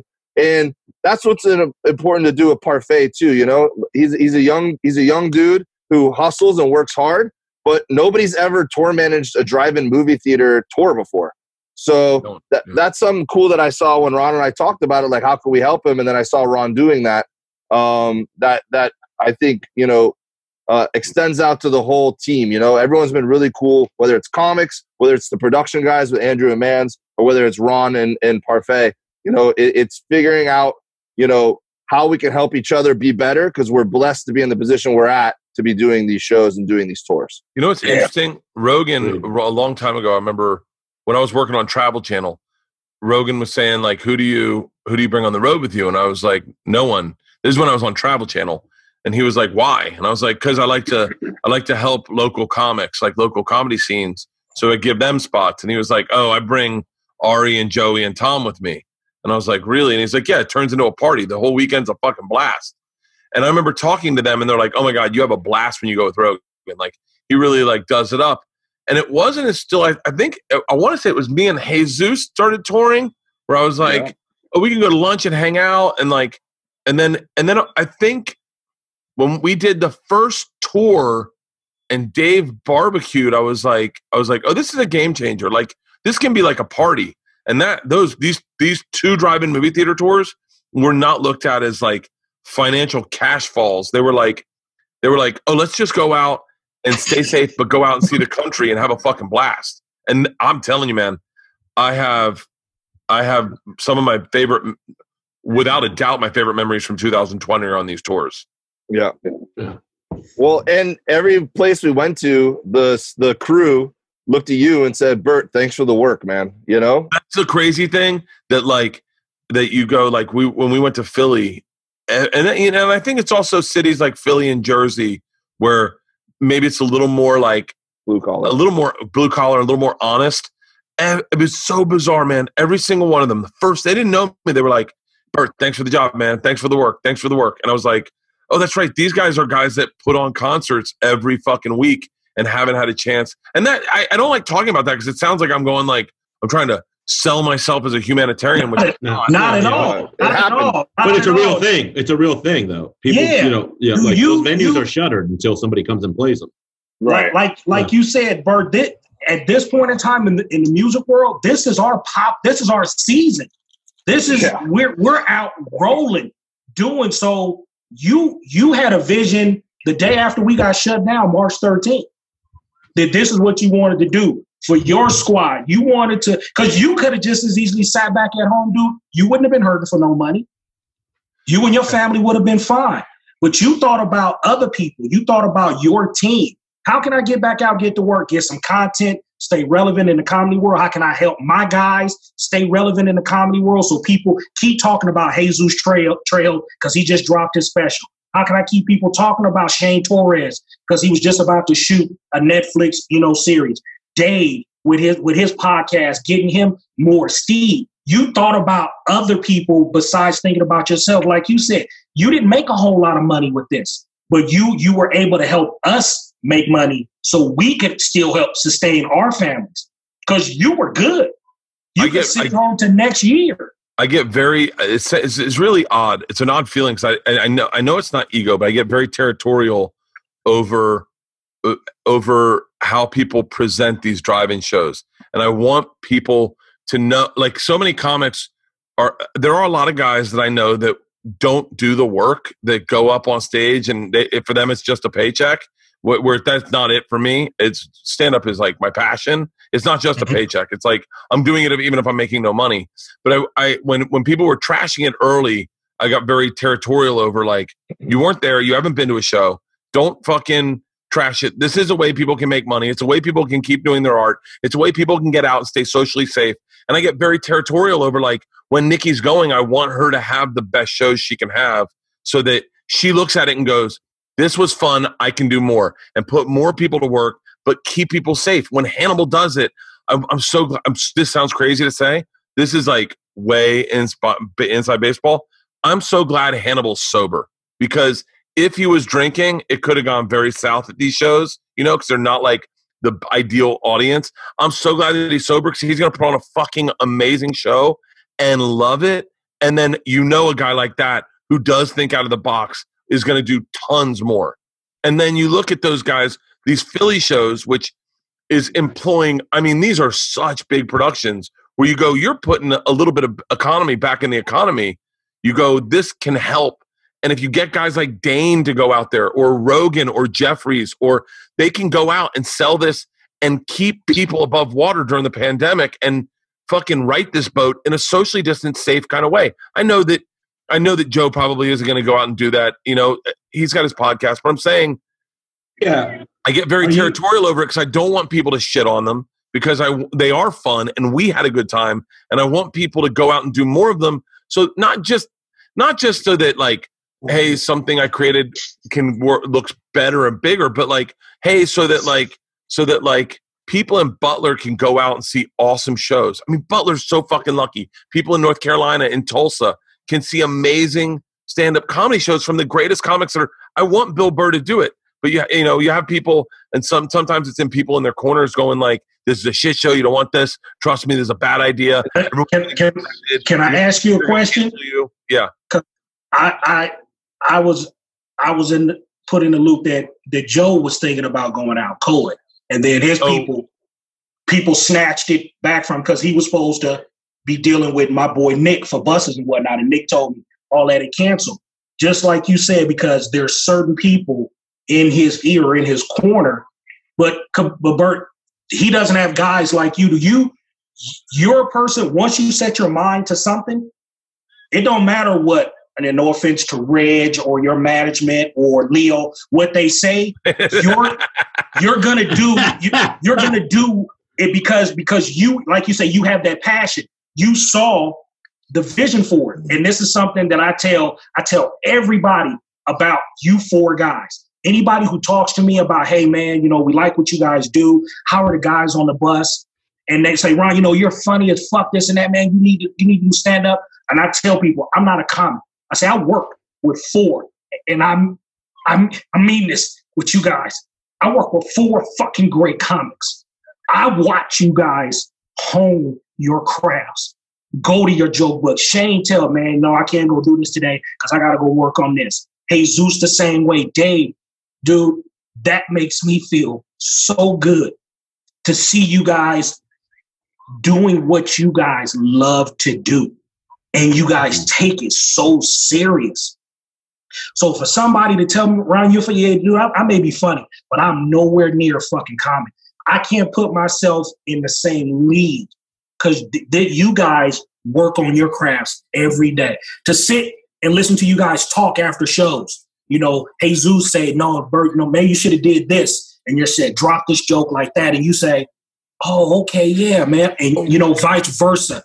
Dude, I love to sit and listen to you guys chop it up, man. By the way, I figured out I find lost things. Oh yeah. Oh really?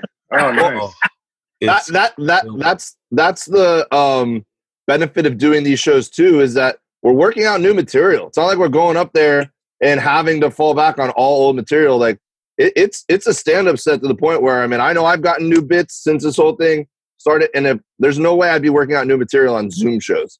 You know what I'm saying? On these driving things, you could go and you could work out stuff, and you're just saying right now you figured out that story. In Joe Coy's defense, you guys start playing defense, he has a bigger. He has a.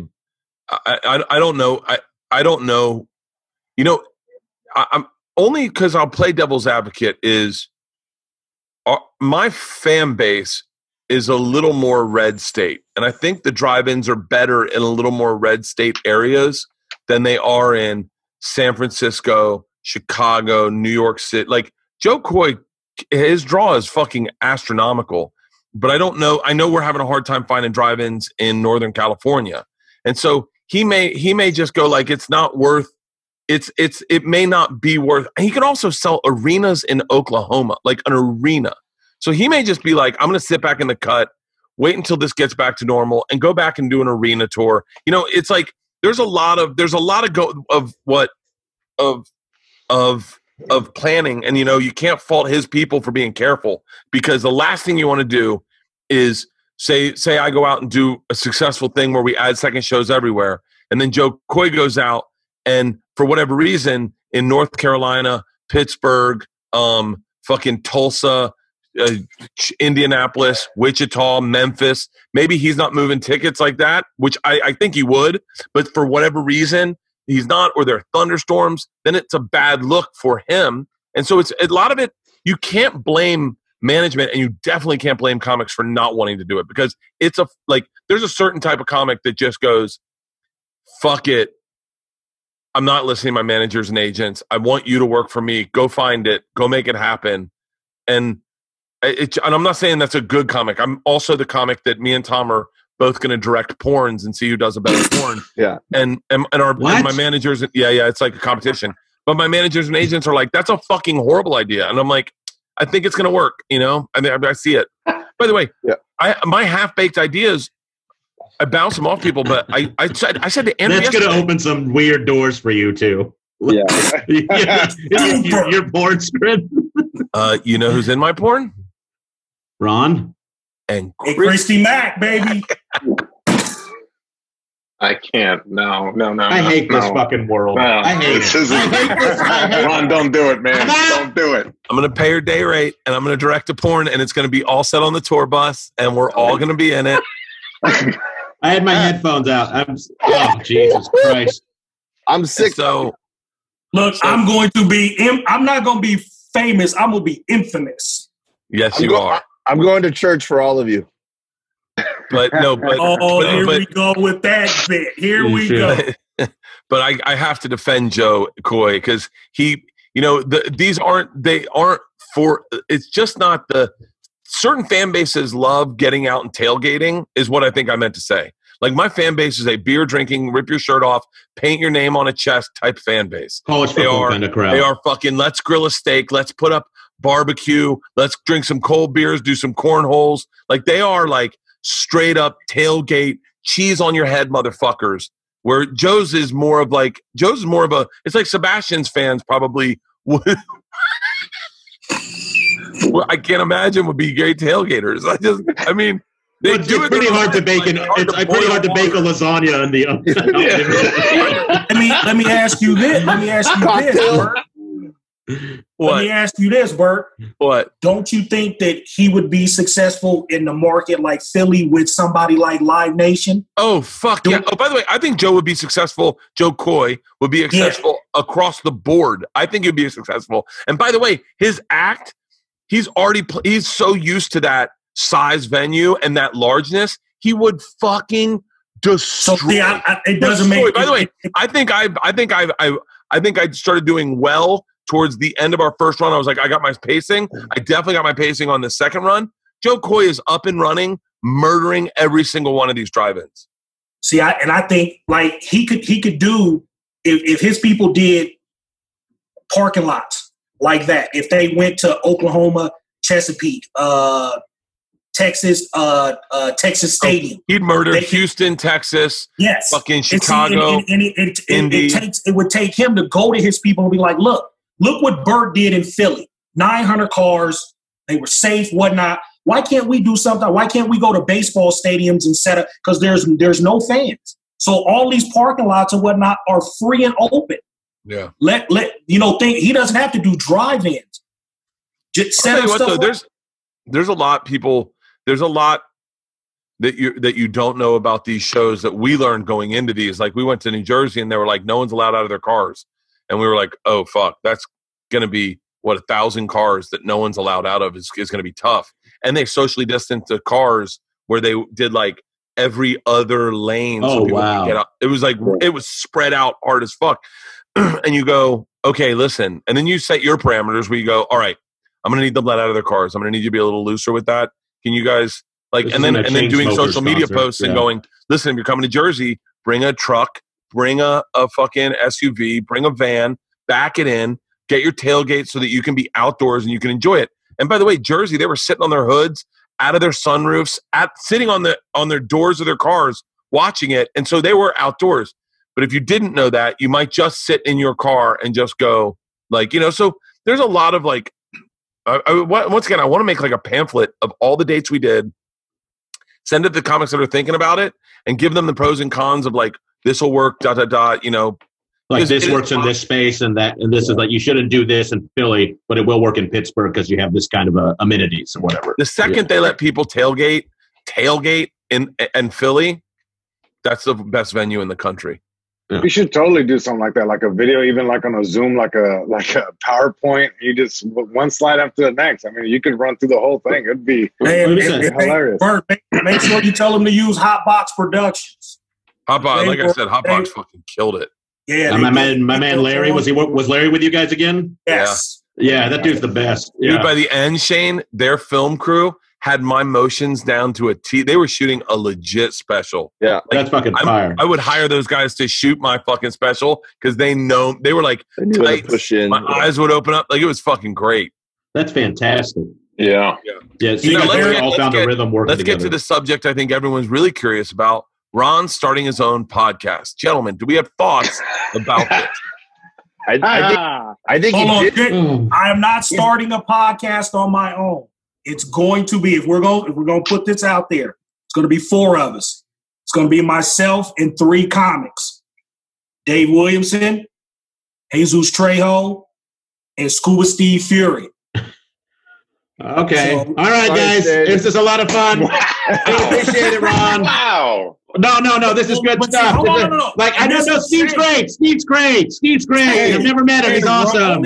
I'll just go fuck myself over here in Brooklyn while you guys are out playing drive-in theaters and eating goddamn cheesesteaks till sunrise. Kiss my dick, Ron. Yeah, you missed me a lot, didn't you? I don't care who you fucking this porno as long as you go fuck yourself. How's that feel? You goddamn. And Dave, you're sitting there like you're the manager of a goddamn Foot Locker. Fuck off. Shane, Jesus, I love you. Love you, Shane. What did I do? I think he's you announced that like LeBron James decision style, Yes. literally right in front of Shane, just like, and I'm gonna take my talent. I've already put your picture. Shane, you're gonna be one of our special guests. No, I'm not. Yeah, you are. No, I'm not. There's not a goddamn chance in the world. You fucked up, Ron. It's because you're so far away, Shane. The four of us are all in LA. We'll all be able to get together. Dave, And you know what? The Lakers are going to lose in the next round too. You prick.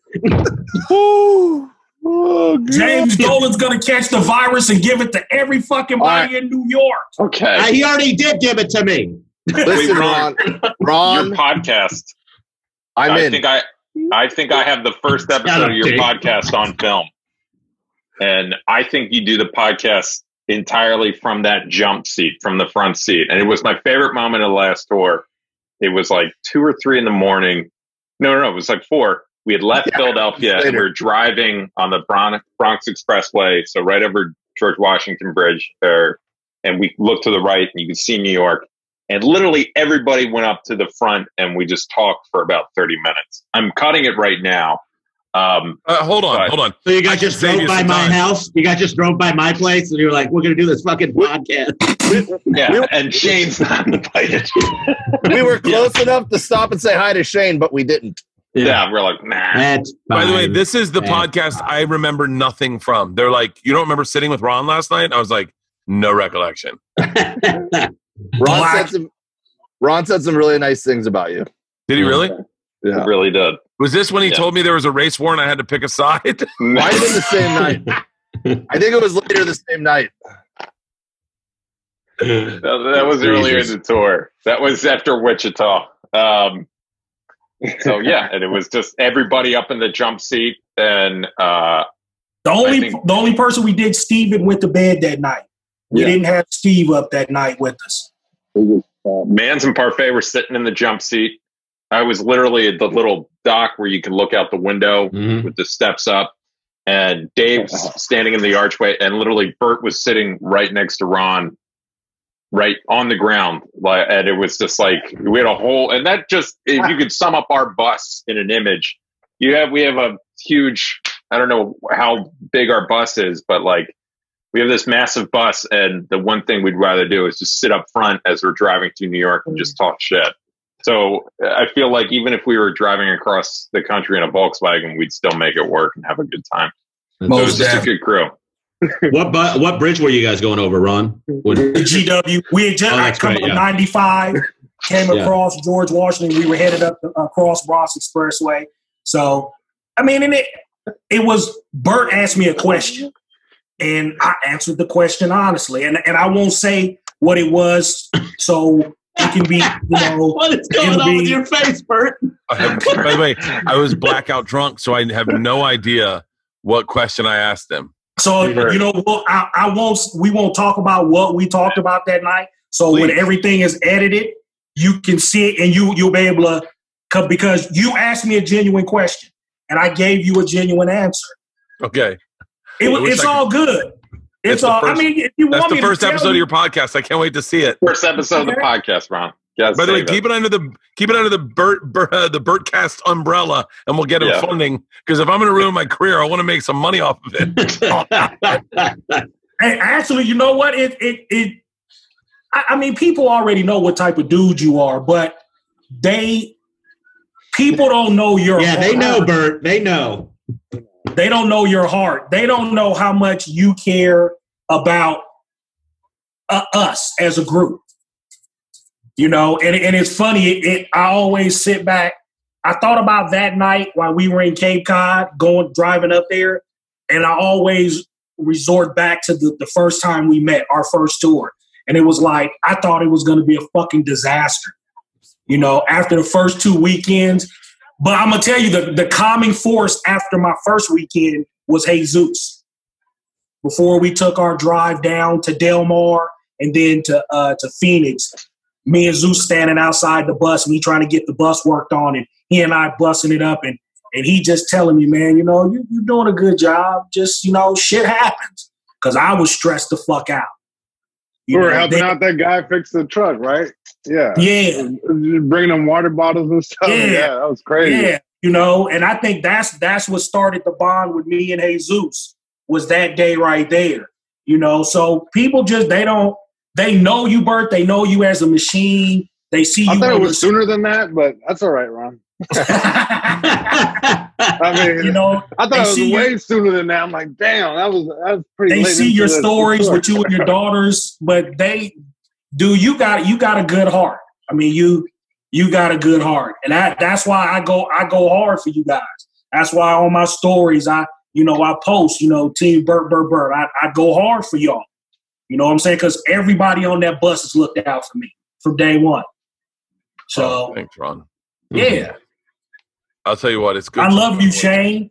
No, you don't. You can be a special guest, Shane. I can be a special guest. That's what. No, you can't. What a line. He's not in LA. We're not doing a podcast right now. How could we figure this out? You fucking prick. You drive that goddamn bus, you dickhead. I'll make it up to you. I know you're teasing. I love you, Ron. The best is when the day that tornado came in on Twitter, I said tornado and I showed it, and one of the comments on Instagram was like, it's Ron's fault.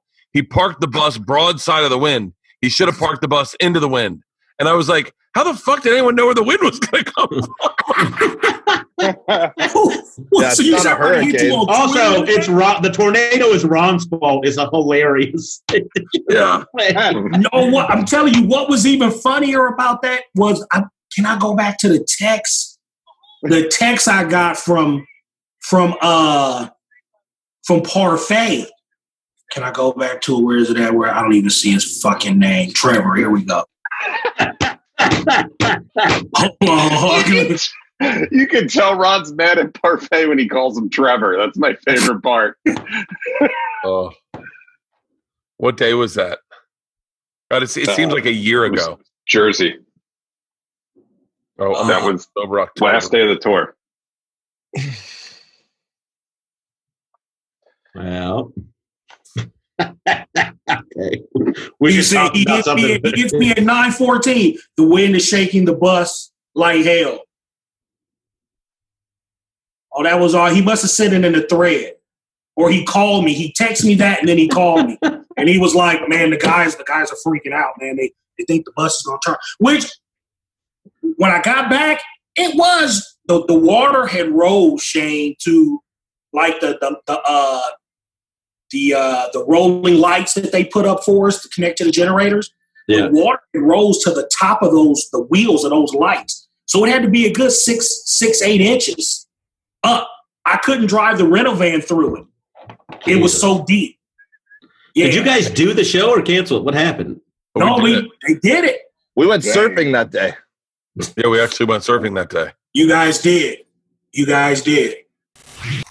This podcast is brought to you by Miller High Life. Miller High Life brings pride in the simple things in life. It's an unpretentious beer that is quality, with refreshing like champagne tiny bubbles in an iconic glass bubble that is accessible to everyone. Celebrate the wins every day with Miller High Life. Whether they're big or small, there are moments within every day worth celebrating.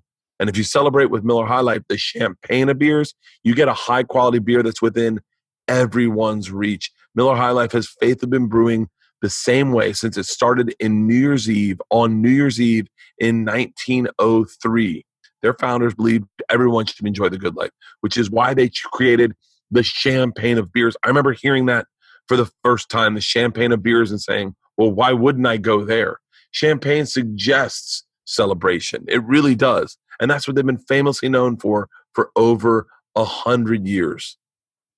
I'm telling you right now, take a minute this summer, find a celebration, grab yourself a Miller High Life and celebrate. Whether it's just cranking up the grill, hanging out with friends, having people over for the first time that you know are good people. Miller High Life, the champagne of beers, a quality beer within everyone's reach. Please celebrate responsibly. Miller Brewing Company, Milwaukee, Wisconsin. This podcast is brought to you by Policy Genius. Listen, September is National Life Insurance Awareness Month. With everything going on right now, a lot of people aren't even aware if it's possible to buy life insurance at all. The good news is it's still easy to shop for life insurance. If you have loved ones, depending on your income, you probably should. Right now, you can save $1,500 or more by using Policy Genius to compare life insurance policies. When you're shopping for a policy that lasts for a decade or more, those savings really start to add up. What is Policy Genius? I'll tell you what it is. It's an insurance marketplace built and backed by a team of industry experts. Here's how it works. Real quick, go to policygenius.com. Okay? Within a couple minutes tops, you can work out how much coverage you need and compare quotes from the top insurers to find your best price. Step 2, apply for your lowest price. Step 3, Policy Genius team is going to handle all the paperwork and red tape. Wow. Take that out of my hair for me, and you have got a customer. Policy Genius works for you, not the insurance company. So if you hit any speed bumps during the application process, they take care of everything.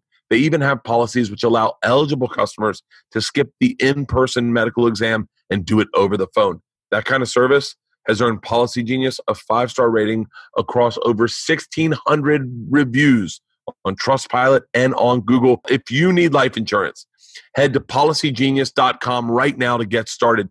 You could save $1,500 or more a year by comparing quotes on their marketplace, Policy Genius. When it comes to insurance, it's nice to get it right. I'll tell you what, though. I'll tell you what we did do right is that 2-day off break at the end of the tour. And the beginning. Again. That was a good call so that we're not all going hot back into our families. And you kind of get 2 days to realize, to kind of quarantine, but you do it with each other. Decompress completely. Yeah. Yeah. Because that's what we did in Utah, too. What's that? When we were in Hurricane or Hurricane, whatever they call it. We did do it in Hurricane. You're right. God damn it. We did. Yeah, it was great. Yeah. That was super fun. It was just like, that place is gorgeous, too. God. I'm so glad. This sounds, I feel very selfish, but like, I'm so glad to say, I'm so glad we got to see the country this year during a time when no one's traveling. We were very blessed that we got to go out and see so many beautiful parts of the country and do what we do for so many people, because so many people aren't getting that opportunity. And I know for a fact that this sounds stupid. I'm sitting here getting ready to shoot a TV show, but I feel like I'm in a hotel room not doing anything. I feel like I'm wasting my life. I'm wasting my life. And I know there's comics feeling that way. And I know that's why people are lighting each other up on Twitter so much, is because they feel like they're not doing anything, and it's better to kind of try to take someone down than figure out how the fuck to get out of their fucking house in a quarantine. Like, it's so fucking frustrating. I'm ready for this to be over. No, that was, I mean, you can call yourself fortunate. I mean, it was a completely singular experience driving through the country at this moment in history on the ground, seeing everything. I mean, seeing how people reacted to it's wild. Yeah. It won't happen again. It won't. This will. God, I hope not. I hope not. Yeah. This is like wood. Yeah. It's crazy seeing firsthand how you go to one city and everyone's taking it serious and has masks and respect. And you go to another city and they're like, it's a hoax, and they're wearing their masks around their chin in the grocery store. And it's just crazy. And that's Ron, by the way. Yeah. No, Ron, I can't shit on you. Ron. Our one phrase this entire tour was, we are only strong as our weakest link, and our weakest link is Ron. And Ron was, because he was the only one really interacting in society. Like, he was the only one going into the gas stations, getting gas, paying for gas, going into hotels. He was the one interacting with everyone. We were legit in a bubble, in a hardcore bubble. And what's crazy is, I get, like, it happened for me in Fort Collins when I shit all over the wall. And and I started melting down, going, I got COVID. This was irresponsible. This was stupid. Was it worth it? I'm going to die. I'm going to put I have high blood pressure. I'm partying like crazy. And then I did that with you guys, and Steve Fury sent to me. He goes, bro, we're safer than we are if we were in LA. And I was like, what? And he was like, I am safer right now than if I was in LA. And I had talked to Leanne, and she had been in the hospital and the DMV that same day. And I was like, oh yeah, what the fuck am I talking about? I am so much safer on this tour bus than I am in LA. Like, There's no question about it. For sure. And you're only interacting with 8 people. Hey, are you still taking antibody tests, Shane? I need to take another one. Yeah, but I intend to, but I have not since we did our nasal swabs or whatever, whenever that was. How long ago was that now? Jesus fucking Christ! It seems like years ago. By the way, when we had those that first COVID test, it was the first time any of us had really had that. And since then, I think we've all had many COVID tests. That lady really shoved those Q-tips to her nose, right? Yeah. It was a first tattoo kind of situation. It wasn't that bad. I just did one today, and the nurse about right here was as far as she went, and she swabbed both nasal cavities. Well, I think that chick was spending. You think she just didn't like us? Chick was just mad that you wasn't Joe Coy. I think that's what it was. Baby. I gave one to myself on the tour bus and sent it in. And then I gave myself one yesterday. I've been giving myself the deep ones. By the way, if given the opportunity, give yourself the deep one. It's so much easier. Because you don't go with, it's like someone saying, hey, put my dick in that Coke can, or hey, let me put my dick in that Coke can. It's like using it's like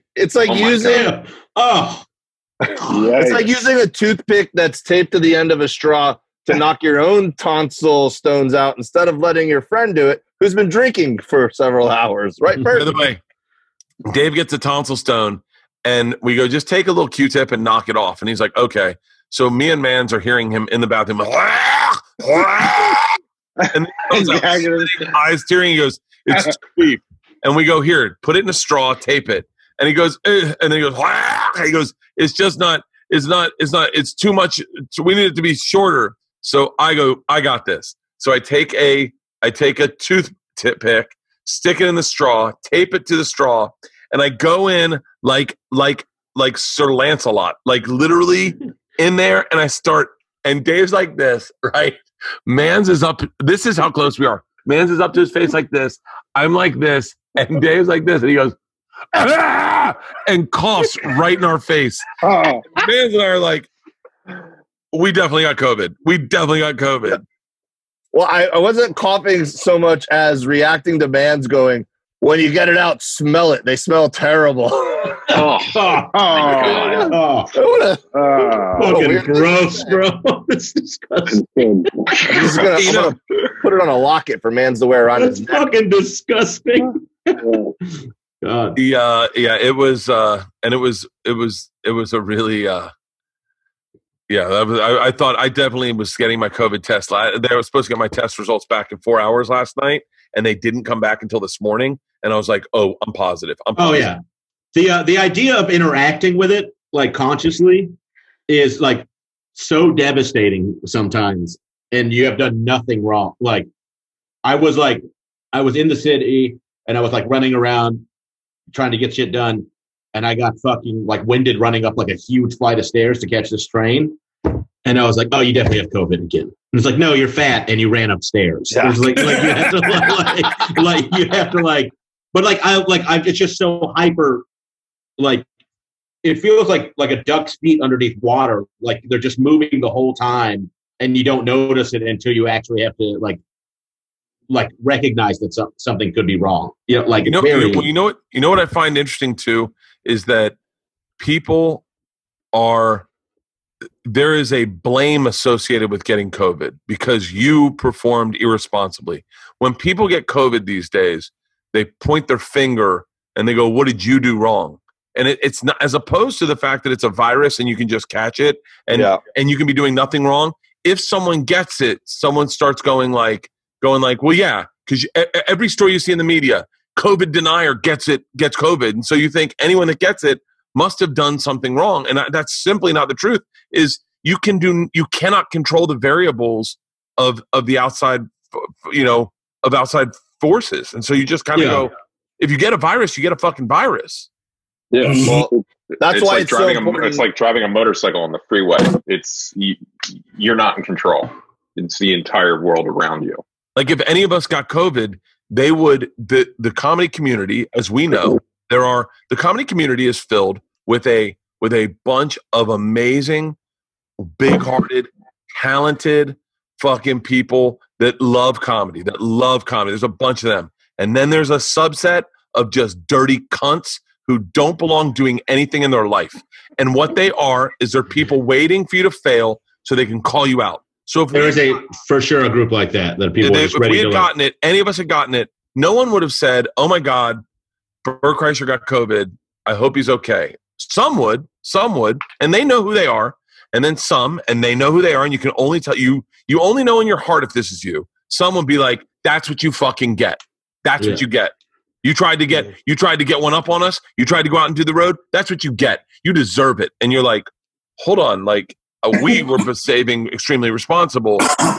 And that's probably every business. Kevin Hart got it in March and didn't tell anyone because he didn't want to I think he didn't want to deal with the backlash of, it's like terrifying that you'd get sick and have to keep it to yourself. Imagine if that happened with cancer where people are like, well, that's what you get. That's what you fucking get. Yeah. It's like they assume you're automatically not doing anything responsibly if you're not doing what they're doing. Callan and Schaub are the prototypes of that. They were the first ones to get it. And I will say that they're a little bit of a outlier because there was video of them dancing in a green room with strangers. Yeah, just a little bit of an outlier. So I can't really write them off as like, I can't use them as the fucking sample test group. Yeah. To be fair, though, that girl did have a mask on her ass. So. And the week before, they're like, COVID's not real.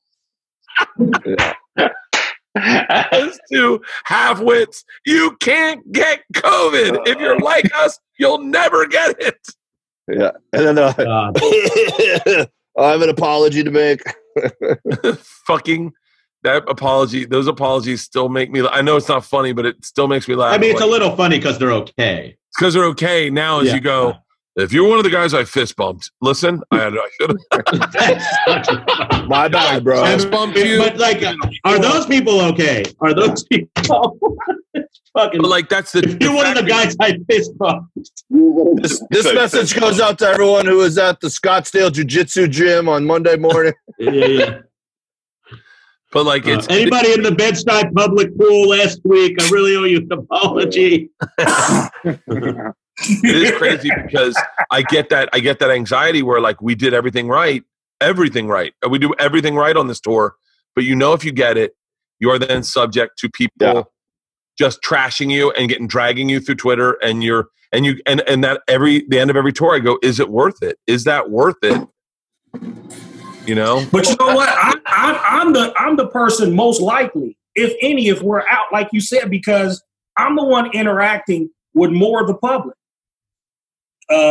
Truck stops, hotels every day. I mean, that's basically it, because we eat on the bus basically every day. And sometimes, this is new. I know you guys didn't witness this, but sometimes we share corn. So like, and sometimes you lick a guy on the back of his neck. Yeah. It just depends on, and sometimes you go lay in a book with it. I just want to be extremely clear that I was not on that leg of the tour. Dave and Steve made corn, and Steve's like, "You got to try my corn. You got to try my corn. I saved you a piece." I was like, "Cool." So I eat some of my corn, and then someone's like, "Hey, someone needs you outside." So I put my mask on. I go say hi to everyone outside, socially distant, take a socially distant picture. I come back in. I'm like, "Where's that corn?" And I go and start eating it, and these fucking assholes are so drunk, they're sitting there, they're like, "Oh shit, Ron was eating your corn." And I was like, "What?" And Ron goes, "Oh, you going to finish that?" And I was like, "Wait, you had some of this?" He goes, "Some of it. I had half of it." I look down. I'm just finishing Ron's corn. And I go, "Ron, that's exactly how you get COVID." He goes, "Oh yeah, I know. Are you going to finish that lollipop?" That's great. Yeah, it was. I feel like all we did was talk about this tour, but I'm cool with it. I had it's such a cool experience that I got to share with you guys. And I'm like I feel like it's like I'm ready for it's so funny because there is a part of me, like Ron said, and this is where I get torn, is like I don't need to do the tour in that I will have done 2 tours and a TV show, and then I'm like, I could be good for the rest of the year and just quarantine. But I also know we can all make money. We can make a lot of other people money. We can bring people into the community together at a time where it's rough, and we can do this tour and stay safe. We've proven like 2 runs that we can stay safe. Part of me goes, I feel like an obligation of going hitting up Joe Coy and go, yo, we're coming to Southern California. Let me show you a couple of these. Or like, let me hit up Bill Burr and go, we're coming to Southern California. We're going to Northern California. Burr, why don't you get tested, drive up with us, have a good time, do a show, see that you like it, and then we can create more of these. Or, hitting up, getting Segura to go, maybe we can do a 2 Bears, 1 Cave live this way, like the way we did in Philly. Definitely do something like that.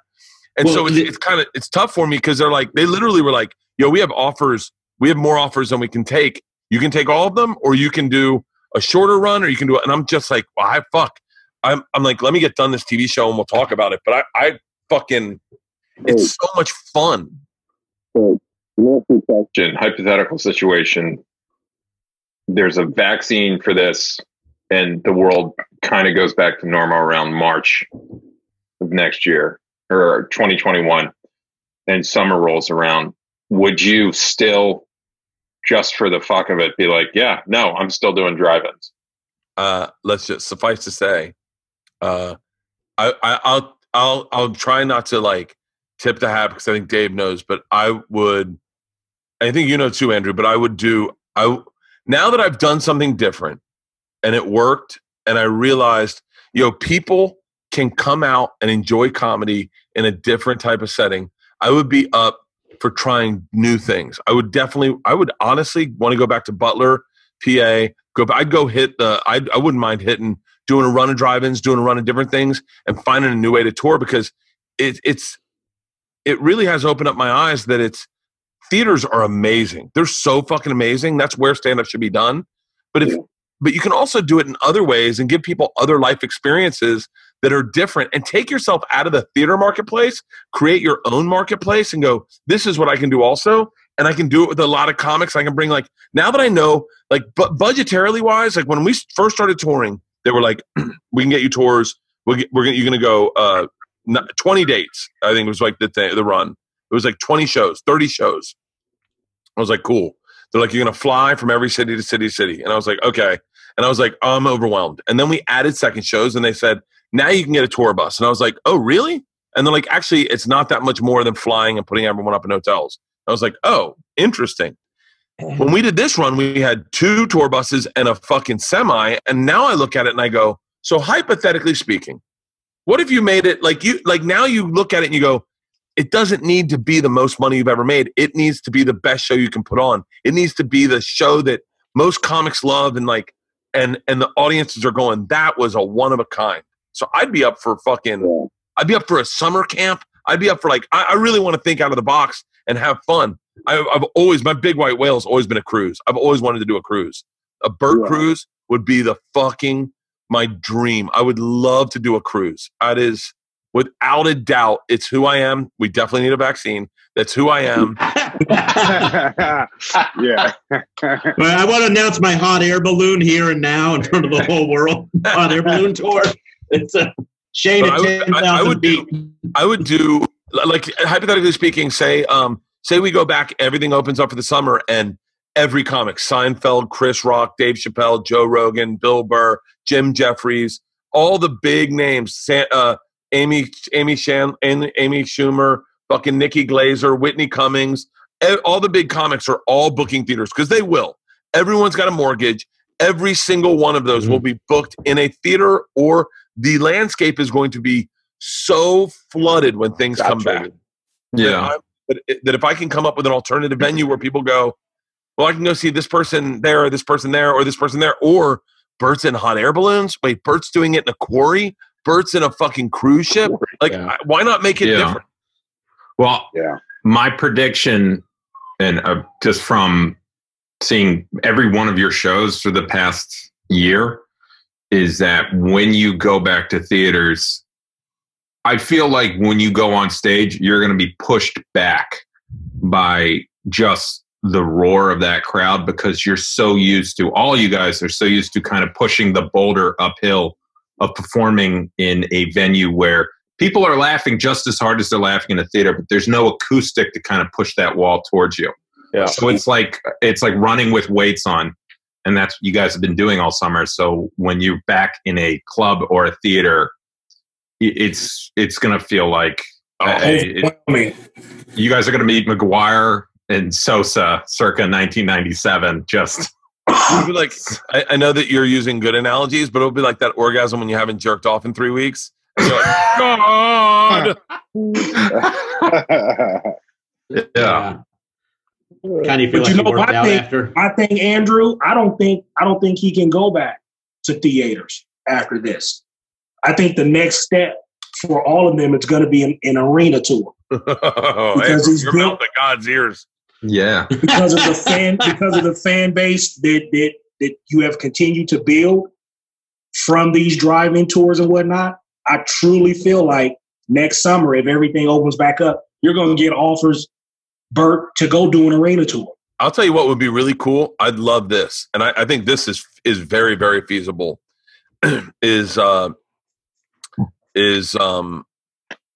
I can't wait till Tom wants to go back on the road and he doesn't have any material.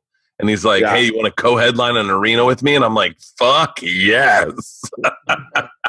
or even do an amphitheater tour next summer. I like that quarry idea. Let's do quarries. I like hot air. I just signed up for it. Red Rocks. I like that a lot. All right, nice. I'm doing Red Rocks with Jim Jeffries. We haven't announced it yet, but we announced it. Red Rock is going to blow your fucking mind, Bert. I can't wait. When are you doing that? It is in September. That's awesome. It's fucking beautiful. That's where I'm going Monday. I'm taking. So hold on, I can tell you. Somebody's doing a show there.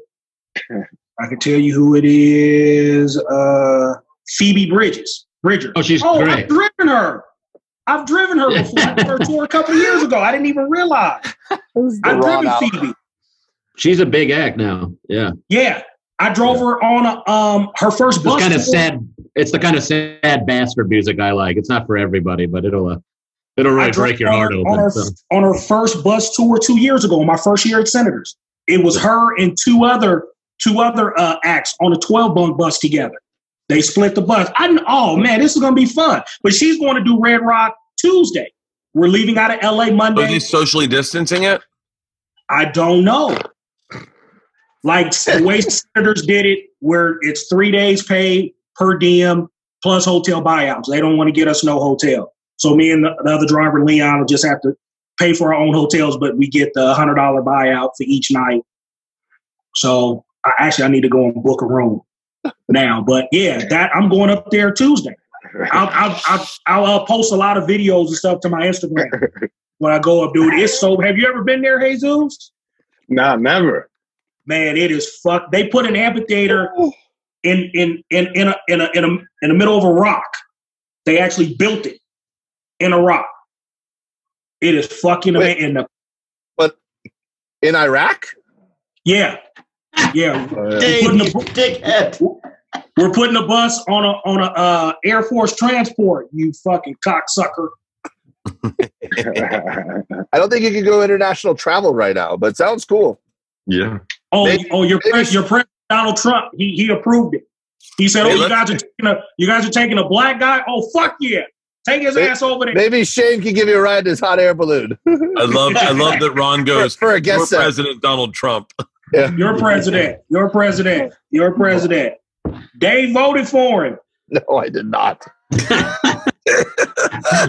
Dave, you got scared. You had to get that out quick. Oh, America, pull Dave's ballot. You'll see. He voted for Trump. That's the next. Man. Pull his ballot. Pull his ballot. Pull his ballot. This is my favorite part of Ron's new podcast: is guessing which of his white friends voted for Donald Trump. You'll never hear me on that. You'll never hear me on that podcast. Not a goddamn word. Special guest Shane Torres. New podcast for me called "Fuck Ron and All His Buddies." That's my new podcast. Number 1 on iTunes. Look out, Rogan. I'm coming for you. You know what? I got a bone to pick with Bert. I saw where you guys did your little challenge to see how many more followers you could get for everybody on the bus that day. Shit. And I wasn't fucking included in that. So I got. Oh, you weren't included in something? Yeah, you weren't included in something. You fucking bald, you bald prick. Hey, Ron. To be fair, too, I've been a comedian for like almost 20 years, and you started a new Instagram account after you became Bert's bus driver, and you have as many Instagram followers as I do. So I think Bert's done just fine for you with Instagram followers. All right. Look, and I'm gonna tell you the truth. He got me like 2,800 for my birthday last year. Yeah. He got me like 2,800 for my birthday. Yeah, so I don't feel sorry for you. Well, wait till you see this porn, Ron. You're going to love it. You're going to be really happy with what I get you into. I can't believe you're directing your own porn. That's awesome. And terrifying. Yeah. And by the way, managers and agents are like, this is really a really bad idea. You don't give a fuck. Who can direct the best porn? I was going to do face recognition of me and Leanne and put our faces on the performers. Deep fake, so that it looked like I was having sex with Leanne, but I had a huge rod, and she was just wearing her out, exactly like she looks now. Oh, Jesus Christ! I like her birthday present. Yeah, she loved it. Oh, the flowers. Do that and the really expensive jewelry. Oh, did you get? I saw the flowers she posted. They were pretty. Hold on 1 second. Hang on. Hello. Hey, Bert. Hey, what's up? Hey, just a 15-minute warning. We'll be up at 4 o'clock. Yep, I got you. Thanks, man. All right, my COVID test is coming. Oh. Wait, you got another one? I'm done. I got to take them every other day. That's ridiculous. That sucks. For next what? Month. For the next month. God damn. Just tell him that Ron took one and it's negative. Yeah, it's good. Yeah. Off the hook. I'll be like, hey, I shared porn with a guy that's popped up negative, so I should be good. Yeah. And I tried to get a tonsil stone out of someone who spit in my mouth, so he's negative. I don't know. I haven't got mine back yet, but I mean, let's pray yours is negative. I gotta say though, like Bert, when it comes to the social distancing on the tour and following the protocol, I think what people who are going to try to do this need to remember is not to get complicit. It's easy to get comfortable and say you're going to do everything right, and then like that one time when a fan's like, please, but dude, you realize what's at stake. And like you said, if any one of us got sick, even if it wasn't our fault, even if it was just at the grocery store and we're picking up supplies and we did everything right, just like we could get sick here at home, it could happen on tour too. And we all got sick and had to cancel the tour. The optics of that are bad because people are going to say, oh, well, it's because they're out on a tour partying and they're but you are so consistent with telling people. I know it kills you because you're usually the nicest guy with that. I'd be like, sure, I'll sign whatever you want. I'll take pictures. I'll do a video for your friend. You're usually so good about that. And you have to tell these people like, no, stay back. You'll do a socially distanced selfie, but that's all you can do. You can't even take a pen and sign something. And you've been so consistent with that, dude. I'm going to text Nikki and Hannibal right now and just remind them, because you're right, is you do get lazy and you do forget, like, especially like if a cop comes up to you and the cops, I love cops. I obviously, I know this is a very loaded topic right now, Ron. Ron. I love cops. And sometimes the cops are the worst is they've come up and they'll be like, hey man, big fan. Can I get a picture? And you're like, it's got to be socially distant. And they're like, oh, come on. And you're like, okay. Bert, I will never forget you on stage. I won't say where, but a certain security guard was just talking to you, and it was like he kept getting closer to you, and you were backing up the whole time. It was like you were doing some weird tango. I kept walking backwards, and he kept walking forwards, and I was like, I got nowhere to walk. Well, there was that fucking. Well, maybe we might want to cut this, but when that fucking meth head jumped over the gate in Indiana. and just ran backstage after the show. And he was like, I don't think I'm supposed to be back here, Bert. Yeah. And you were like, you're not. Yeah. And we were all like, oh, God. It looked like he fucking had the Walking Dead virus instead of COVID. That was his opening line, too. He didn't say, I'm a big fan, or I can't believe it. He literally I don't think I'm supposed to be here. Back here. And he was my God. 5'2" and very wily looking. Like, yeah, Bert attracts a certain crowd. It was like fucking Dayton. We're backstage at an impromptu meet and greet just formed outside of Bert's green room 2 hours after the show was over. They were like, "Hey, how you doing?" I'm not going to see that guy at Eugene Merman's show.